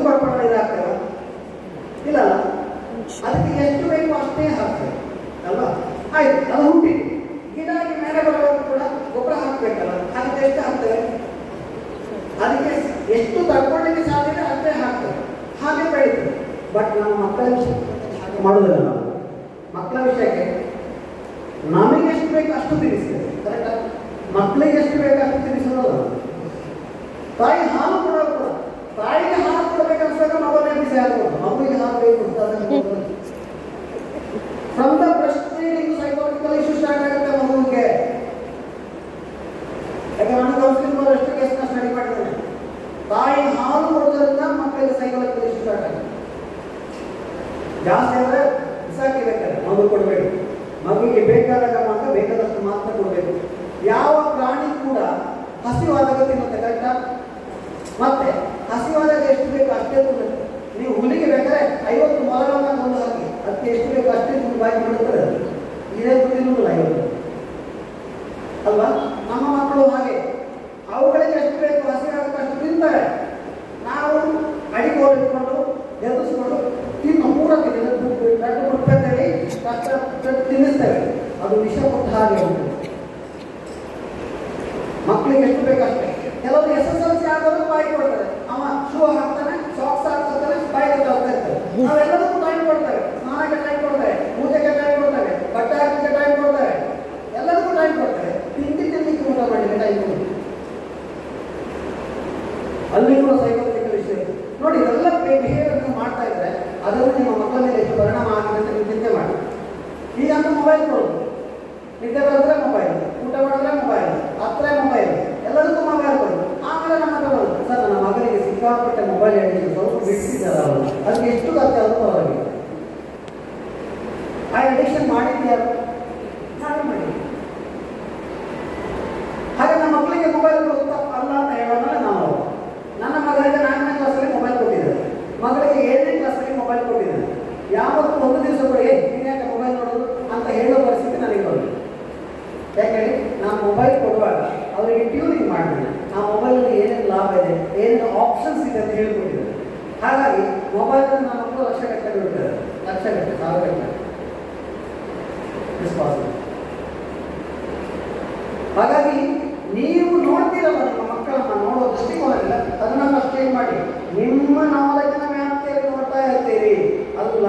ನಿಮ್ಮ ಮಕ್ಕಳು ನಿಮ್ಗೆ ಸ್ವಲ್ಪ ದೊಡ್ಡದಾದ್ಮೇಲೆ ಹೇಳ್ತಾರೆ, ನೀವೆಂತಪ್ಪ ನಿಮ್ಮ ಜನರೇಷನ್ ಯೋಚನೆ ಮಾಡ್ತಾರೆ, ನಮ್ಮ ಜನರೇಷನ್ ಚೇಂಜ್ ಆಗಿದೆ ಗೊತ್ತಂತ ನಿಮ್ಗೆ ಹೇಳ್ತಾರೆ. ನಮ್ಮ ಮಕ್ಕಳಿಗೆ ಹೇಳ್ತಾರೆ, ನಮಗೆ ನಿಮ್ಮ ಮಕ್ಕಳ ತಾಯಿಯನ್ನು ಕೇಳ್ತಾರೆ. ನನ್ನ ಮಕ್ಕಳು ಕತೆ ಬರೆದಿದ್ರು ಫಸ್ಟ್ ಡಿಗ್ರಿಗೆ, ಅಜ್ಜಿ ಕಾಲದ ನನ್ನಮ್ಮ, ಅಜ್ಜಿ ಕಾಲದ ನನ್ನಮ್ಮ ಅಂತ ಒಂದು ಕತೆ ಬರೆದಿದ್ರು. ಕತೆಯನ್ನು ಬರೆದು ನನಗೆ ರಾತ್ರಿ ತಂದು ಕೊಟ್ಟು, ಅಪ್ಪ ಇದು ಓದಿ ಅಮ್ಮನಿಗೆ ತೋರಿಸ್ಬೇಡಿ ಅಂತ. ನಿಂದ ಅಮ್ಮ ಬಗ್ಗೆ ಅಲ್ಲಲ್ಲ ಕತೆ ಬರ್ತದೆ ಕಾಂಪಿಟೇಷನ್, ಕತೆ ಎಲ್ಲ ಬರ್ತಿದ್ರು. ಅದು 2-3 ಪಾಯಿಂಟ್ ಮಾತ್ರ ಅವಳ ಅಮ್ಮನಿಗೆ ಅಪ್ಲೈ ಆಗೋದಿತ್ತು. ಬಿಟ್ಟರೆ ಅವಳ ಕಲ್ಪನೆಯಲ್ಲಿ ಅಮ್ಮಂದಿರು ಚೇಂಜ್ ಆಗಬೇಕು ಅಂತ ಕತೆಯ ನೋಷನ್ ಆಗಿತ್ತು. ಈಗ ತುಂಬ ಅಮ್ಮಂದಿರು ಚೇಂಜ್ ಆಗ್ತಾ ಇಲ್ಲ. ಅಮ್ಮಂದಿರು ಶಾರ್ಟ್ಸ್ ಹಾಕೊಂಡು ಓಡಾಡ್ತಾರೆ, ಮಕ್ಕಳಿಗೆ ಶಾರ್ಟ್ಸ್ ಹಾಕಿ ಬಿಡೋದು, ಇದು ಪರಿಸ್ಥಿತಿ ಆಯ್ತಾ? ಅಮ್ಮಂದು ಸೀರೆ ಹಾಕೋದಿಲ್ಲ, ಮಗುವಿಗೆ ಕಾಲೇಜ್ ಸೀರೆ ಬಿಟ್ಟು ಕಾಲೇಜ್ ಅವನಿಗೆ ಅಂತ ಹೇಳೋ ಅನ್ನೋದನ್ನು ನಾನು ನೋಡಿದ್ದೇನೆ. ಸೊ ಇದನ್ನು ಬದಲಾವಣೆ ಆಗಬೇಕು ಅಂತ ಅವರ ಕತೆ ಬರ್ತದೆ. ಹಾಗಾಗಿ ನಮ್ಮ ಮಕ್ಕಳು ನಮಗಿಂತ ತುಂಬ ಫಾಸ್ಟಾಗಿ ಓಡ್ತಾ ಇದ್ದಾರೆ. ಸಾಧಾರಣ ನಾವು ಅವ್ರ ಜೊತೆ ಓಡಬೇಕು, ಇಲ್ಲ ಅಂದರೆ ಅವ್ರ ಕೈಲಿ ಬ್ಯಾಟರ್ ಕೊಟ್ಟು ಓಡುತ್ತೆ ಇರೋದು. ನಾವು ಬ್ಯಾಟರ್ ಇಟ್ಕೊಂಡು ನಿಂತ್ಕೊಳ್ಳೋದು, ಕರೆಕ್ಟಾ? We have to pass the baton. ಅವ್ರದ್ದಾಗಿ ಅವ್ರಿಗೆ ಅವ್ರು ಓಡ್ತಾರೆ. ನಾವು ಯಾವುದೋ ಸಣ್ಣದಾಗಿ ಇಲ್ಲಿ ಓಡೋದು, ಎಲ್ಲಿ ಓಡ್ತಾರೆ? ಯಾಕಂದ್ರೆ they can find their own highway. ನಾವು ತೋರಿಸೋದು ಬೇಕಾಗಿದೆ ಈಗ ಮಕ್ಕಳಿಗೆ. ದಯವಿಟ್ಟು ಒಂದು ಉದಾಹರಣೆ, ಕೇರಳದಲ್ಲಿ ಒಂದು ಮಗು ಯಾವತ್ತೂ ಮೊಬೈಲ್ ಮೊಬೈಲ್ ಮೊಬೈಲ್ ಮೊಬೈಲ್. ಹಾಸ್ಟೆಲ್ಗೆ ಹೋಗುವಾಗ ಅಪ್ಪನ ಮೊಬೈಲ್ ಕರ್ಕೊಂಡು ಹೋಗಿ, ಅಪ್ಪನ ಮೊಬೈಲನ್ನು ಕರ್ಕೊಂಡು ಹಾಸ್ಟೆಲ್ಗೆ ಹೋಗಿಲ್ಲ, ಅಲ್ಲೂ ಕೂಡ ಕತ್ತು ಮೊಬೈಲ್ ಮಾಡ್ತೀವಿ. ಲಾಸ್ಟಿಗೆ ಅವನ್ನ ಸೈಕಾಲಜಿಸ್ಟ್ ಅಂತ ಕರ್ಕೊಂಡೋದ್ರು, ಆಸ್ಪತ್ರೆಗೆ ಕರ್ಕೊಂಡೋದ್ರು. Story of one mobile addicted kid ಸ್ವಲ್ಪ ಅವರಿಗೆ ಹೆಲ್ಪ್ ಮಾಡಿ ಆಯ್ತಾ, ಇದು ಮಾಡ್ತಾರೆ. ಲಾಸ್ಟಿಗೆ ಅವನ ಹಾಸ್ಟೆಲ್ ತೆಗೆದು ಹಾಕಿದ್ರು, ಅವ್ನು ಸರಿ ಇಲ್ಲ. ಅಪ್ಪ ಅಮ್ಮ ಬಂದು ಸರಿ ಹೊಡೆದು, ನೀನೊಂದು ಸತ್ತು ಪರವಾಗಿಲ್ಲ, ನಿನಗೆ ಮೊಬೈಲ್ ಕೊಡೋದಿಲ್ಲ. ಲಾಸ್ಟಿಗೆ ಒಂದು ಡಾಕ್ಟರ್ ಹತ್ರ ಕರ್ಕೊಂಡೋದು ಫೈನಲಿ. ಡಾಕ್ಟರ್ ಹೊರಟು ಅವನಿಗೊಂದು ಐಫೋನ್ ತಂದು ಅವ್ರಿಗೆ ಡಾಕ್ಟರ್ಗೆ ಹುಚ್ಚ. ನಾವು ಮೊಬೈಲ್ ಬಿಡಿಸ್ಬೇಕಂತ ನಮ್ಗೆ ಐಫೋನ್. ನಿಮಗೆ ಗೊತ್ತಿಲ್ಲ ಅವ್ನು ಮೊಬೈಲ್ ಯಾಕೆ ಯೂಸ್ ಮಾಡ್ತೀವಿ, ನೀವು ನೋಡಿಲ್ಲ? ಇಲ್ಲ ಸರ್, ಅವ್ರು ಒಂದು ರಾತ್ರಿ ಎಲ್ಲ ಮೊಬೈಲ್ ಮಾಡ್ತಾರೆ. ವಾಟ್, ಅಲ್ಲ ಅವನು ಓದೋದಿಲ್ಲ ಬರೋದಿಲ್ಲ, ಸೊ ವಾಟ್, ಯಾಕೆ ಓದಬೇಕು ಅಂತ ಕೇಳಿದ್ರು. ಅಲ್ಲ ಅವನು ಓದಿ ಏನಾದ್ರು, ನಾವು ಇಲ್ಲಿ ಅವನು ರಿಕ್ಷಾ ಡ್ರೈವರ್ ಅಂತ, ನಾನು ರಿಕ್ಷಾ ಡ್ರೈವರು, ಅವಳು ಹೌಸ್ ವೈಫು, ನಮ್ಮ ಮಕ್ಕಳೆಲ್ಲ ಓದಿ ಸ್ವಲ್ಪ ದುಡ್ಡು ಮಾಡಿದ್ರಲ್ವ, ನಿಮ್ಮ ಮಗ ಎಷ್ಟು ಸಂಪಾದನೆ ಮಾಡಬೇಕು ಅಂತ ಕೇಳಿದ್ರೆ, ಅಟ್ಲೀಸ್ಟ್ ನೀವು ಒಂದು 15,000 ದುಡಿದ್ರೆ ನಾವು ಬದುಕುದು ಹೇಗೆ ಅಂತ ಕೇಳಿದ. 1 ವರ್ಷ ಟೈಮ್ ಕೊಡಿ, ನೀವು ಸಾಯೋದಕ್ಕೆ ಬದುಕು ಶುರು ಮಾಡಿಕೊಡ್ತಾನೆ ಅಂತ ಹೇಳಿದ ಡಾಕ್ಟರ್. ಅವ್ರಿಗೆ ಈ ಡಾಕ್ಟರ್ಗೆ ಕೂಡ ತಲೆ ಕೆಟ್ಟಿದ್ದಾರೆ ಅಂದ್ಕೊಂಡು ಯು ಕಾಂಟ್ ಬಿಲೀವ್. ಇವತ್ತು ನಮ್ಮ ಕೋಟೆಯಲ್ಲಿ ಅವನು ಏನು ಮಾಡ್ತಿದ್ದ ಗೊತ್ತಾ, ಮೊಬೈಲಲ್ಲಿ ಕೇರಳದಲ್ಲಿ ಗೌರ್ಮೆಂಟ್ ಬಸ್ ಬುಕ್ಕಿಂಗ್ ಆ್ಯಪ್ ಆಗಿದೆ ಗೊತ್ತಾ, ಕೇರಳದಲ್ಲಿ ಯಾರಿದ್ದೀರಾ, ಅದರ ಹೆಸರು ಮಾತ್ರ ಪರ್ಟಿಕ್ಯುಲರ್ ಆ್ಯಪ್ ಆಗಿದೆ. ಏನು government bus KSRTC bus booking app ಇದೆ. ಆ ಆ್ಯಪನ್ನು ಕಂಡುಹಿಡಿದವನು ಅವನು ಕೂತ್ಕೊಂಡು ಇನ್ವೆನ್ಷನ್ ಮಾಡ್ತಾ ಇದ್ದ ಮೊಬೈಲಲ್ಲಿ. ಇದು ಆ ಡಾಕ್ಟ್ರಿಗೆ ಗೊತ್ತಾಯಿತು. ಹಾಗೆ ಡಾಕ್ಟರ್ ಖುದ್ದು ಅವರೇ ಖರ್ಚು ಮಾಡಿ 80,000 ರೂಪಾಯಿಗೆ ಮೊಬೈಲ್ ಕೊಡಿಸಿದ್ರು ಡಾಕ್ಟರ್ ಅವನಿಗೆ. Then he started his invention and he invented 7 ಆ್ಯಪ್ಗಳನ್ನು ಅವನು ಇನ್ವೆಂಟ್ ಮಾಡಿದ್ದಾನೆ ಹುಡುಗ. ಅದರಲ್ಲಿ 2 ಪೇಟೆಂಟ್ ಆಗಿದೆ. ಆ ಪೇಟೆಂಟಿಗೆ ಸಿಕ್ಕಿದ್ದು ಎಷ್ಟು ಗೊತ್ತಾ, ಕೇರಳ ಗೌರ್ಮೆಂಟ್ ಅವನಿಗೆ ಕೊಟ್ಟಿದ್ದು ಸಿಂಪಲ್ 100 ಕೋಟಿ ರೂಪಾಯಿ. ಅವನು 9ನೇ ಕ್ಲಾಸ್ನಲ್ಲಿದ್ದಾನೆ. ಇದು ನಮ್ಮ ಮಕ್ಕಳ ಕ್ವಾಲಿಟಿ. ಎಷ್ಟು ಜನಕ್ಕೆ ಕೊಟ್ಟಿದೆ. ನನ್ನ ಮಗ ಹೇಳಿದ್ನಲ್ಲ, 4ನೇ ಕ್ಲಾಸಿಂದ ನಾನು ಅವನಿಗೆ ಸಂಪಾದನೆ ಮಾಡಿ ಕೊಡಲಿಲ್ಲ ದುಡ್ಡು, 7ನೇ ಕ್ಲಾಸಿಂದ ನನ್ನ ಮಗಳಿಗೆ ಕೊಡಲಿಲ್ಲ. I know the potential of kids. ನಿಮ್ಮೆಲ್ಲ ಮಕ್ಕಳು ಕೂಡ ತುಂಬ ಪೊಟೆನ್ಷಿಯಲ್ ಇರ್ತಾರೆ. ಅವರಿಗೆ ಶಾಲೆಗೆ ಬರ್ತಾರೆ, ನೀವು ಅವಕಾಶ ಕೊಟ್ಟು ನೋಡಿ, ನೀವು ಅವರ ಫ್ಯೂಚರ್ಗೆ ಎಷ್ಟು ಬೇಕು ಅಷ್ಟು ದುಡ್ಡು ಮಾಡಲಿಕ್ಕೆ ಅವ್ರಿಗೆ ಗೊತ್ತಿದೆ, ಫ್ಯೂಚರ್ಗೆ ಎಷ್ಟು ಬೇಕು ಅಷ್ಟು ಹೆಸರು ಮಾಡಲಿಕ್ಕೆ ಅವ್ರಿಗೆ ಗೊತ್ತಿದೆ. ಬಟ್ ನಾವು ಬಿಡೋದು, ನಾವೆಲ್ಲವನ್ನು ಹೀಗೆ ಕೈಯಲ್ಲಿ ದುಡ್ಡು ಹಿಡ್ಕೊಂಡು ಆಡಿಸ್ತಾ ಇರ್ತೇವೆ. ರಾತ್ರಿ ಬಿಟ್ಟು ಬಿಡಿ, ಅಲ್ಲ ಅವ್ರಿಗೆ ಬೇಕಾದ ಕಡೆ ಕೊಡ್ತಾರೆ. ಆದರೆ ಒಂದು ಕಣ್ಣಿರಬೇಕು. ಯಾಕಂದರೆ ನೀವು ಸರಿಯಾಗಿ ಕೆಲಸದೇ ಇದ್ದರೆ, ಸರಿಯಾಗಿ ಗೈಡ್ ಮಾಡದೇ ಇದ್ದರೆ ಅವ್ರಿಗೆ ದಾರಿ ತಪ್ಪು. ಆ ಗೈಡ್ ಮಾಡೋದು ಹೇಗಂದ್ರೆ, ನಮ್ಮನೆ ನೋಡಿ ತುಂಬ ಜನ ಪೇರೆಂಟ್ಸ್ ಏನು ಹೇಳ್ತಾರೆ, ನನ್ನ ಮಗ ಸರಿ ಒಳ್ಳೆ ಇದ್ದಮ್ಮ, ಒಳ್ಳೆ ಹುಡುಗ, ಡಿಗ್ರಿಗೆ ಹೋದ್ರೆ ಫ್ರೆಂಡ್ಸ್ ಜೊತೆ ಕಂಪ್ಲೀಟ್ ಲಗಾಡಿ ಹೋಗಿ, ನನ್ನ ಮಕ್ಕಳು ಡಿಗ್ರಿ ಆಗುವಾಗ ಚೆನ್ನಾಗಿತ್ತು, ಆ ಮಾಸ್ಟರ್ಸ್ಗೆ ಸೇರಿಸಿದ ಅವಳ ಲೈಫ್ ಅಲ್ಲ. ಹೀಗೆ ಯಾರಾದರೂ ಪೇರೆಂಟ್ಸ್ ನಿಮ್ಮ ಮಕ್ಕಳ ಬಗ್ಗೆ ಕಮೆಂಟ್ ಮಾಡ್ತಾರೆ, ಇದರ ನೇರ ಹೊಣೆ. ಇವು ಸರಿಯಾಗಿದ್ದ ಹುಡುಗ ಆಮೇಲೆ ಜನರ ಜೊತೆ ಸೇರಿ ಹಾಳಾಗ್ತಾನೆ ಅಂತಂದ್ರೆ, ಆ ಜನರ ಜೊತೆ ಸೇರಿ ಹಾಳಾಗದ ಹಾಗೆ ನೀವು ಕಲಿಸಿಲ್ಲ ತರ್ತಾರೆ. ಡಿಗ್ರಿಗೆ ಹೋದ ಮಕ್ಕಳು ದಾರಿ ತಪ್ತಾರಂದ್ರೆ, ದಾರಿ ತಪ್ಪದ ಹಾಗೆ ನೀವು ಅವಳನ್ನು ಟ್ಯೂನಪ್ ಮಾಡಲಿಲ್ಲ ಅಂತ ಅರ್ಥ ಅಲ್ಲ. ಇದರ ನೇರ ಹೊಣೆ ನಾವು. ಒಂದು ಉದಾಹರಣೆ ಹೇಳ್ತಾರೆ, ಇಲ್ಲಿ ಉಡುಪಿಯಲ್ಲಿ ಒಂದು ಶಾಲೆ, ಹೆಸರು ಬೇಡ, ಒಂದು ಶಾಲೆ ಪ್ರೈಮರಿ ಶಾಲೆ up to 7th standard. So ನಮ್ಮ JC ಒಂದು ಟ್ರೈನಿಂಗ್ ಆರ್ಗನೈಸ್ ಮಾಡಿದ್ರು. ನಾವು 3 ಜನ ಟ್ರೈನರ್ಸ್ ಹೋದ್ವಿ, 3 ಟ್ರೈನರ್ಸ್. ನಾನು ನನ್ನ ಜೂನಿಯರ್ಸ್ ಇಬ್ಬರು ಟ್ರೈನರ್ಸ್ ಹೋದ್ವಿ. ಇಬ್ಬರನ್ನ 5ನೇ ಕ್ಲಾಸಿಗೆ ಕಲಿಸಿದೆ, ಒಬ್ಬರಿಗೆ 6ನೇ ಕ್ಲಾಸಿಗೆ ಕಲಿಸಿದೆ. ನಾನು 7ನೇ ಕ್ಲಾಸಿಗೆ ಹೋಗುತ್ತೆ ಅಂತಾಗ ಟೀಚರ್ HM ಏನಂದ್ರೆ, ನೀವು ಕೂತ್ಕೊಳ್ಳಿ ಸರ್, ನಾವು ಮಾತಾಡೋಣ. ಆದರೆ 7ನೇ ಕ್ಲಾಸ್ನವರಿಗೆ ಟ್ರೈನಿಂಗ್ ಬೇಡ, ದೇ ಡೋಂಟ್ ವಾಂಟ್ ಟ್ರೈನಿಂಗ್. ಯಾಕೆ ಬೇಡ? ಬೇಡಪ್ಪ, ಅವ್ರಿಗೆ ಟ್ರೈನಿಂಗ್ ಬೇಡ. ನಾನು ಅಂದ್ಕೊಂಡೆ ಭಯಂಕರ ಜೀನಿಯಸ್ ಸ್ಟೂಡೆಂಟ್ಸ್ ಇದ್ದಾರಲ್ಲಿ, ಸೊ ಇಷ್ಟು ದಿನ ಇಂದ ಟ್ರೈನಿಂಗ್ ಅಂತ. ಆದರೂ ನಾವು ಬೇಸಿ ಬೇಡ, ವೇಸ್ಟ್ ಆಗಬಾರ್ದು. ಅಲ್ಲ, ಅವರಿಗೆ ನಿಮ್ಮ ಟ್ರೈನಿಂಗ್ ಪ್ರಯೋಜನ ಇಲ್ಲ ಅಂತ, ಅದು ನನ್ನ ಟ್ರೈನಿಂಗ್ ಪ್ರಯೋಜನ, ನಾನು ಟ್ರೈನಿಂಗ್ ಪ್ರಯೋಜನ ಅಂತ ನಾನು ತಮಾಷೆ. ಹಾಗಲ್ಲ, ಅವ್ರು ಬರೀ 4 ಸ್ಟೂಡೆಂಟ್, ನೀವು ಎಂತ ಟ್ರೈನಿಂಗ್ ಮಾಡಿದ್ರೆ ಅವ್ರು ಅಷ್ಟೇ, ಅವ್ರು ಹಣೆ ಬರಷ್ಟೇ ಎಂತಕ್ಕೆ. ಹಾಗಾದರೆ ಅವರು ಜಾತಿ ಹೆಸರೆಲ್ಲ ಹೇಳಿದ್ರು, ಅದರಲ್ಲಿ ಇರೋದು ಆ ಜಾತಿ ಮಕ್ಕಳು ಈ ಜಾತಿ ಮಕ್ಕಳು ಅವರು ವೇಸ್ಟ್, ಅವ್ರಿಗೆ ನೀವು ಎಂತ ಮಾಡಿದ್ರೆ ಧರ್ಮಕ್ಕೆ ಇದು ಏನೂ ಆಗೋದಿಲ್ಲ. ನಾನು ನೆಕ್ಸ್ಟ್ ಕೇಳಿದೆ ಟೀಚರಿಗೆ, ನಿಮ್ಗೆ ಎಷ್ಟು ವರ್ಷ ಆಯಿತು ಮೇಡಮ್ ಈ ಶಾಲೆ? ನಮಗೆ 27ನೇ ವರ್ಷ ಸರ್ವಿಸ್. ಹೌದಾ? ಆ 1ನೇ ಕ್ಲಾಸ್ 7ನೇ ಕ್ಲಾಸಿಗೆ ಓದಿದ ಮಕ್ಕಳು ಇಲ್ಲೇ ಓದಿದವರು ಅಥವಾ ಬೇರೆ ಕಡೆ ಬಂದು ಜಾಯ್ನ್ ಆಗೋದ ಕೇಳಿದ್ರು ನಾನು. ಇಲ್ಲ ಅವ್ರು ಇಲ್ಲೇ ಓದಿದ್ರು. ಹಾಗಾದ್ರೆ ನೀವು ಇಷ್ಟು ವರ್ಷ ಕತ್ತೆ ಕಾಯ್ತಿದ್ರೆ ಹೇಳಿದ್ರು, ಡೈರೆಕ್ಟ್ ಹೇಳಿದ್ರು ಟೀಚರ್. ಅದಕ್ಕೆ ನೀವು ಹಾಗೆ ಮಾತಾಡೋದು. ಮತ್ತು 7ನೇ ಕ್ಲಾಸಿನವರೆಗೆ ನೀವೇ ಸಾಕಿದ ಮಕ್ಕಳು 7ನೇ ಕ್ಲಾಸಿಗೆ ಹೋಗೋದು ನಾಲ್ಕು ಮಕ್ಕಳು ಆಗ್ತಾರೆ, ಅವ್ರು ಯೂಸ್ಲೆಸ್ ಮಕ್ಕಳು ಆಗ್ತಂದ್ರೆ ಹೂ ಇಸ್ ದ ರೆಸ್ಪಾನ್ಸಿಬಲ್ ಅಂತ ಕೇಳಿ ಮಾತಿಗೆ ಮಾತು ಬೆಳಕು. ನಾನು BOಗೆ ಫೋನ್ ಮಾಡಿದ್ವಿ, BO ಬಂದು, ಆಮೇಲೆ ಎಜುಕೇಷನ್ ಆಫೀಸರ್ ಬಂದು ಅವ್ರನ್ನ ಸಸ್ಪೆಂಡ್ ಮಾಡಿ ಬಿಡಲಿಲ್ಲ. ನಾನು ಅವರನ್ನು ಸಸ್ಪೆಂಡ್ ಮಾಡಿ ಕ್ಷಮೆ ಕೇಳಿದ್ರೆ ನಾನು ಬಿಡಲಿಲ್ಲ. ಯಾಕಂದರೆ ಅಂತ ಒಂದು ಟೀಚರ್ ಇದ್ದರೆ ಸಾಕು, ಜಗತ್ತಿನಲ್ಲಿ 1000 ಮಕ್ಕಳ. ಹಾಗೆ ಹೇಳೋದು, ಟೀಚರ್ ಅನ್ನೋದು ಜಾಬ್ ಅಲ್ಲ, ರೆಸ್ಪಾನ್ಸಿಬಿಲಿಟಿ. ಪೇರೆಂಟ್ ಕೂಡ. ನಾನು ಒಂದು ಕಡೆ ಭಾಷಣದಲ್ಲಿ ಹೇಳಿದೆ, ನಮ್ಮ ಜಗತ್ತಿನಲ್ಲಿ 1,000, ನಮ್ಮ ದೇಶದಲ್ಲಿ 1,000 ಅಪರಾಧಿಗಳು ಇದ್ದಾರೆ ಅಂತಂದರೆ ಅದು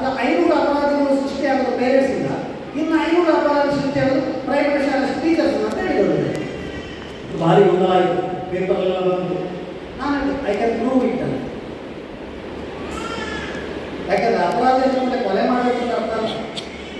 ನಿಮ್ಮ ಮಗ ಪಕ್ಕದ ಮನೆಗೆ ಹೋಗಿ ಸುಳ್ಳು ಹೇಳ್ತಾರೆ ಅಂತ ನಾವು ಅಪರಾಧಗಳು. ಆ ಸುಳ್ಳು ಹೇಳುವಾಗ ನೀವು ಬೆಳೆಸಿದ್ರೆ ಅಂತ ಅರ್ಥ ಅಲ್ಲ.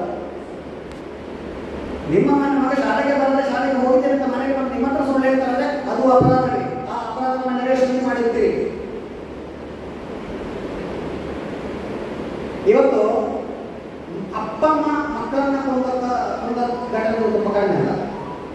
ಅಪ್ಪ ಅಮ್ಮಂದಿರು ಮಕ್ಕಳನ್ನ ಕೊಲೆ ಮಾಡಿದ ಕೇಸು ತುಂಬ ಕಡಿಮೆ ಅಲ್ಲ. ಆದರೆ ಮಕ್ಕಳು ಅಪ್ಪ ಅಮ್ಮನ ಕೊಲೆ ಮಾಡಿದ ಕೇಸು ಜಾಸ್ತಿ. ಆವಾಗ ನಾವು ಯೋಚನೆ ಮಾಡಬೇಕು, ನಮ್ಮ ಇಂಡಿಯಾದಲ್ಲಿ ಪೇರೆಂಟಿಂಗ್ ಎಷ್ಟು ಪೂವರ್ ಇದೆ. ಪೇರೆಂಟಿಂಗ್ ಕರೆಕ್ಟ್ ಆಗಿದ್ರೆ ಯಾವ ಮಗನ ಅಪ್ಪ ಅಮ್ಮನ ಕೊಲ್ತಾನ? ಅಂದ್ರೆ ಅಪ್ಪ ಅಮ್ಮನ ಕೊಲ್ಲುವಷ್ಟು ಕೆಟ್ಟದಾಗಿ ನಾವು ಮಕ್ಕಳನ್ನ ಬೆಳೆಸಿದ್ದೇವೆ ಅಂತ ಅರ್ಥ. ಎಲ್ಲೋ ರೇರ್ ಕೇಸಲ್ಲಿ ಅಪ್ಪ ಅಮ್ಮ ಮಕ್ಕಳನ್ನ ಕೊಂದಿದೆ. ಆದರೆ ಅಪ್ಪ ಅಮ್ಮನ ಕೊಂದ ಮಕ್ಕಳು ತುಂಬ ಜನ ಇದ್ದಾರೆ. ಅಷ್ಟು ಡೇಂಜರಸ್ ಪೇರೆಂಟಿಂಗ್ ಇಂಡಿಯಾದಲ್ಲಿ ನಡೀಇದೆ. ಇದು ಇಷ್ಟು ಸಾಕು. ಇನ್ನು ನೀವು ಎಷ್ಟೊತ್ತಿರ್ತೀರ ನಾನು ಅಷ್ಟೊತ್ತಿರ್ತೇನೆ. ಬಟ್ ಪ್ರತಿಯೊಬ್ಬರು ನನಗೊಂದು ಪ್ರಶ್ನೆ ಮಾಡಬೇಕು. ಏನು ಬೇಕಾದ್ರೆ ನಿಮ್ಮ ಮಕ್ಕಳ ಬಗ್ಗೆ, ಫ್ಯೂಚರ್ ಬಗ್ಗೆ, ಶಾಲೆ under the sky any question answer. ನೀವು ಪ್ರಶ್ನೆ ಕೇಳಿ, ನಾನು ಉತ್ತರ. ಯಾಕಂದ್ರೆ ಇಷ್ಟೊತ್ತು ನನಗೆ ಗೊತ್ತಿದ್ದಾನೆ ಹೇಳಿದೆ, ನಿಮಗೆ ಎಷ್ಟು ಉಪಯೋಗ ಆಯಿತು ಗೊತ್ತಿಲ್ಲ. ಇನ್ನೂ ಮಾತ್ರ ನನಗೆ ಬಗ್ಗೆ ದೊಡ್ಡ ಜವಾಬ್ದಾರಿ ಯಾವುದಾದ್ರು ಮಕ್ಕಳನ್ನ ಸಾಕು. ಸರಿ, ಈಗ ಓಪನ್ ಕ್ವಶನ್, ಓಪನ್ ಫಾರ್ಮ್. ಏನು ಬೇಕಾದ್ರೂ ಪ್ರಶ್ನೆ ಕೇಳಿ, ಪ್ರತಿಯೊಬ್ಬರು ಪ್ರಶ್ನೆ ಕೇಳಿ. ನನ್ನ ಪರಿಚಯ ಚೆನ್ನಾಗಿ ಹೇಳ್ತಾನೆ.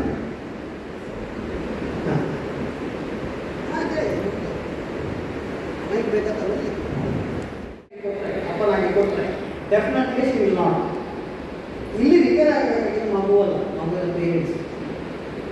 ಆ ಪೇರೆಂಟ್ಸನ್ನು ಮಗುವನ್ನು ಕೂರಿಸ್ಕೊಂಡು ಒಂದು ಟ್ರಯಾಂಗಲ್ ಕೌನ್ಸಿಲಿಂಗ್ ಮಾಡಿದರೆ, ಮತ್ತೊಂದು ಓಪನ್ ಆದ ಶೇರಿಂಗ್ ನಡೆದರೆ ಖಂಡಿತ ಆ ಮಗು, ಗಂಡು ಮಕ್ಕಳು ಹೆಣ್ಮಕ್ಳು ಒಟ್ಟಿಗೆ ಓಡಾಡೋದು, ಹೊಡೆಯೋದು, ಆಟ ಆಡೋದು ತಪ್ಪು ಅಂತ ನಾನು ಖಂಡಿತ ಹೇಳೋದಿಲ್ಲ. ಅದು need of the nature. But beyond that ಅವರು ಸೆಕ್ಷುವಲಿ ಮುಂದುವರಿಬಾರದು ಅಥವಾ ಲವ್ ಅಫೇರ್ ಅಂತ ಮಾನಸಿಕವಾಗಿ ಮುಂದುವರಿದಾಗ್ಬೋದು. ಆ ಒಂದು ಬಾಂಡಿಂಗ್ಸ್ ಬರೋದಕ್ಕೆ ಕಾರಣ ಅಂದರೆ ಒಂದು ಕೊರತೆಯನ್ನು ನೀಗಿಸಲಿಕ್ಕೆ ಅದನ್ನು ಫಿಲಿಂಗ್ ದ ಬ್ಲ್ಯಾಂಕ್ಸ್ ಮಾಡಬಹುದು. ಆ ಫಿಲಿಂಗ್ ದ ಬ್ಲ್ಯಾಂಕ್ಸ್ ಆಗದ ಹಾಗೆ ನಾವೇ ಆ ಬ್ಲ್ಯಾಂಕ್ಸನ್ನು ಫಿಲ್ ಮಾಡಬೇಕು. ಅದು the right way of the tackling that case. ಮತ್ತು ನಾವು ಬುದ್ಧಿ ಹೇಳ್ತೇವೆ ಹೆಚ್ಚಾಗಿ, ನೋಡಮ್ಮ ಅದು ಹಾಗೆ ಮಾಡೋದು ಸರಿಯಲ್ಲ, ನೋಡಪ್ಪ ನೀನು ಹಾಗೆ ಮಾಡೋದು ಸರಿಯಲ್ಲ. ಈ ಬುದ್ಧಿ ಹೇಳೋದು ಸೆಲ್ಫ್ ಭಾಳ ಡೇಂಜರಸ್ ಇನ್ ಸೈಕಾಲಜಿ. ಸೈಕಾಲಜಿಗೆ ಸಲಹೆ ಕೊಡಲಿಕ್ಕಿಲ್ಲ. ಆದರೆ ನೋಬಡಿ ದಿಸಿದ ನಿಮ್ಮ ಸಜೆಷನ್ಸ್, ಸಲಹೆಗಳನ್ನು ಯಾರು ಕೇಳೋದು. ಈಗ ನಾನು ನಿಮಗೆ ಯಾರಿಗೂ ಸಲಹೆ ಕೊಡಲಿಲ್ಲ, ನೀವು ಹೀಗಿರ್ಬೇಕು ಅಂತ ಹೇಳಿಲ್ಲ, ಹೀಗಿರ್ತಾರೆ ಅಂತ ಮಾತ್ರ ಹೇಳ್ತಾರೆ. ಹೀಗಿರ್ತಾರೆ ಅಂತ ಹೇಳ್ತಾರೆ, ನೀವು ನೋಡ್ಕೊಳ್ಳಿ ನೀವು ಹೇಗೆ ಅಂತ ಹೇಳಿ. ನೀವು ಹೀಗೆ ಮಾಡಿ ಹಾಗೆ ಮಾಡಿದ್ರೆ ನಾನು ಹೇಗೆ ಎಲ್ಲೂ ಹೇಳಿದೆ ಡೀಟೇಲಿಂಗ್. ಅದಕ್ಕೆ ಅಟ್ರಾಕ್ಷನ್ ಅನ್ನುವಂಥ ಶಬ್ದದ ಪ್ರಯೋಗವೇ ತಪ್ಪು. ಅದೇನಂದರೆ ಆ ಪೊಸೆಸಿವ್ನೆಸ್ ಅಂತ ಹೇಳ್ತಾರೆ. ಈಗ ನನ್ನ ಮಗ ಪಿಯುಸಿಯಲ್ಲಿ ಸೆಕೆಂಡ್ ಕ್ಲಾಸಲ್ಲಿ ಇದ್ದಾಗ ಫಸ್ಟ್ ಪಿ ಯು ನನ್ನ ಹುಡುಗಿ ಸಿಂಗಲ್ ಅಂತ ಹುಡುಗಿದಾಗ ಅವಳು ಮಾಡೋದು ಎಷ್ಟು ಕ್ಲಾಸ್ ಅಂದರೆ ಪ್ರತಿ ವೀಕೆಂಡ್ಗೆ ಹೋಟೆಲ್ಗೆ ಹೋಗ್ತಾರೆ, ಅವ್ರು ಮಾಡ್ತಾರೆ, ಬೇರೆ ಊರಿಗೆ ಟ್ರೈನಿಂಗ್ ಒಟ್ಟಿಗೆ ಹೋಗ್ತಾರೆ, ಒಂದೇ ರೂಮಲ್ಲಿ ಇರ್ತಾರೆ. PUC ಒಂದೇ ರೂಮಲ್ಲಿ ಉಳ್ಕೊಳ್ತಾರೆ. I never bothered. ಅವಳ ಅಮ್ಮ ಕೊಟ್ಟು ನೆವರ್ ಬಾದರ್ಡ್. ಯಾಕಂದರೆ ಬಿಯಾಂಡ್ ದ ಫ್ರೆಂಡ್ಶಿಪ್ ಅವರಲ್ಲಿ ಏನು ಅಟ್ರಾಕ್ಷನ್. ಒಂದು ಮನೆಯಲ್ಲಿ ನನ್ನ ಕೈ ಹೇಗಿರ್ಬೋದು ಅಥವಾ ತುಂಬ ಕ್ಲೋಸ್ ಫ್ರೆಂಡ್ಸ್ ಹೇಗಿರ್ಬೋದು, ಅವ್ರು ಹಾಗಿದ್ದಾರೆ. ಅವರ ಆ ಹುಡುಗಿ ಅಕೌಂಟ್ ಸ್ವಲ್ಪ ಕೇಳಿದ್ರು, ಅದು ನಮಗೇನು ಸಮಸ್ಯೆ ಇಲ್ಲ, ಯಾರು ಇರ್ತಾರೆ ಹೇಳಿದ್ರು. ಅದಕ್ಕೆ ಅವಳು ನನಗೆ ಅಂತೆಲ್ಲ ಪರ್ಮಿಷನ್ ಇಲ್ಲ ಅಂತ. ಸೊ ನಾನು ಎಲ್ಲ ಮಾಡ್ತೇನೆ. ಈಗ ನಮ್ಮ ಮನೆಗೆ ಟೂರಿಗೆ ಹೋಗ್ತಾರೆ, ಹುಡುಗರ ಜೊತೆ ಎಲ್ಲ ಹೋಗ್ತಾರೆ. ನಾನು ಇತ್ತೀಚೆಗೆ ಗೋವಾಕ್ಕೆಲ್ಲ ಹುಡುಗರ ಜೊತೆ ಟೂರ್ ಹೋಗ್ಕೊಂಡು ಅದು ಯಾವಾಗ ಅಷ್ಟು ಇಲ್ಲಿ ಅಗೈನ್ ನಾವು ಹೇಗೆ ಟ್ಯೂನಿಂಗ್ ಮಾಡಬೇಕು, ಅವರ ಜಾಗವನ್ನು ನಾವು ಕನ್ಫರ್ಮ್ ಮಾಡಿಕೊಂಡು ಕಲಿಸ್ಬೇಕು.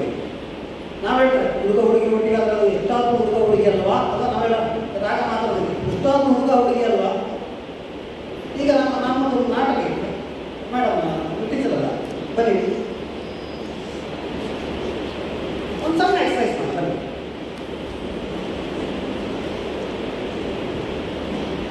ನೀವು ಇಲ್ಲಿ ಟೀಚರ ಹೆಸರು ಯಾವುದು? ಈಗ ನಾನು ಇದನ್ನು ಕರೆದು ಶೇಕ್ ಹ್ಯಾಂಡ್ ಮಾಡಿ, ನಿಮಗೇನೋ ಪ್ರಾಬ್ಲಮ್ ಇಲ್ಲ.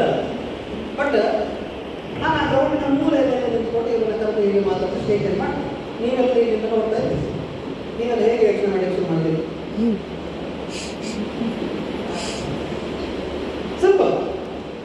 ನೋಡಿ ಹೇಗೆ ಯೋಚನೆ ಮಾಡಿ ಶುರು ಮಾಡ್ತೀವಿ. ಇದೇ ಆದ ನಮ್ಮ ಮಕ್ಕಳ ವಿಷಯ ಇದೇ ಅದು ಅವರಿಗೆ ಏನು ಅನಿಸೋದಿಲ್ಲ. ನಾವು ಕ್ಯೂರೇಟ್ ಮಾಡಿ ಕ್ರಿಯೇಟ್ ಮಾಡಿ ಅನ್ನಿಸುವ ಹಾಗೆ ಮಾಡಿ.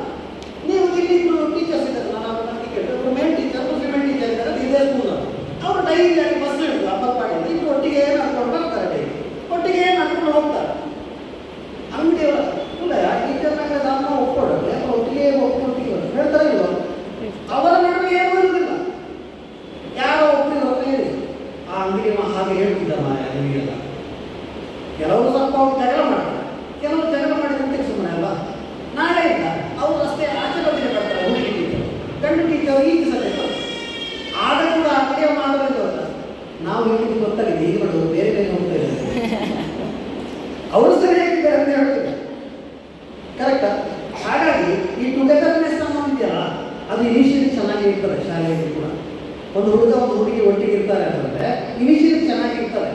ಈ ಕೆಲವರು ಪಿನ್ ಹಾಕ್ತಾರೆ ಮಕ್ಕಳು, ಏನಂತದ ಅವನೊಟ್ಟಿಗೆ ಏನಂತ ಅವಳೊಟ್ಟಿಗೆ ಹೋಗುದು ಹೀಗೆ ಹೇಳಿದೆ ಅಂತ ಗೊತ್ತಿಲ್ಲದೆ ಅವಳೊಟ್ಟಿಗೆ ಪೊಸೆಸಿವ್ನೆಸ್ಸು ಅಫೇರ್ ಬರೋ ಹಾಗೆ ಈ ಮಕ್ಕಳೇ ಮಾಡಿರ್ತಾರೆ. ಇನಿಷಿಯಲಿ ಫ್ರೆಂಡ್ಶಿಪ್ ಆಗೋದು ಅವರ ಹತ್ರ ಏನಿರೋದಿಲ್ಲ, ಏನಾದ್ರೆ ಏನಿರೋದಿಲ್ಲ, ಅವ್ರು ಚೆನ್ನಾಗಿರ್ತಾರೆ, ಫ್ರೆಂಡ್ ಆಗಿರ್ತಾರೆ ಅಷ್ಟೇ. ಆಮೇಲೆ ಡೆವಲಪ್ ಆಗೋದು, ಈ ಡೆವಲಪ್ ಆಗೋಕ್ಕೆ ಬಿಡೋದು. ಇದನ್ನು ಇನಿಷಿಯಲಿ ನಾವು ಅಬ್ಸರ್ವ್ ಮಾಡಬೇಕು. ಹಾಗಾಗಿ ಇದು ನಾನು ಹೇಳಿದಷ್ಟು ಸುಲಭ ಅಲ್ಲ, ಅದು ಮನೆಯಲ್ಲೇ ಆಗಲಿ. ಅದು ರಿಪೇರಿ ಕೆಲಸ ಮನೆಯಲ್ಲೇ ಆಗಲಿ. ರಿಪೇರಿ ಕೆಲಸದ ಎರಡು ಬಿಟ್ಟು ರಿಪೇರಿ ಮಾಡೋದಲ್ಲ, ಆ ಮನೆಯಲ್ಲಿ ಪೂರ್ತಿ ಕೌನ್ಸಿಲಿಂಗ್ ಮಾಡಬೇಕು. ನಿನ್ನ ಟೀಚರ್ ಹೀಗೆ ಹೇಳಿದ್ರು ಮಾರಾಯ ಸರಿಯಾ?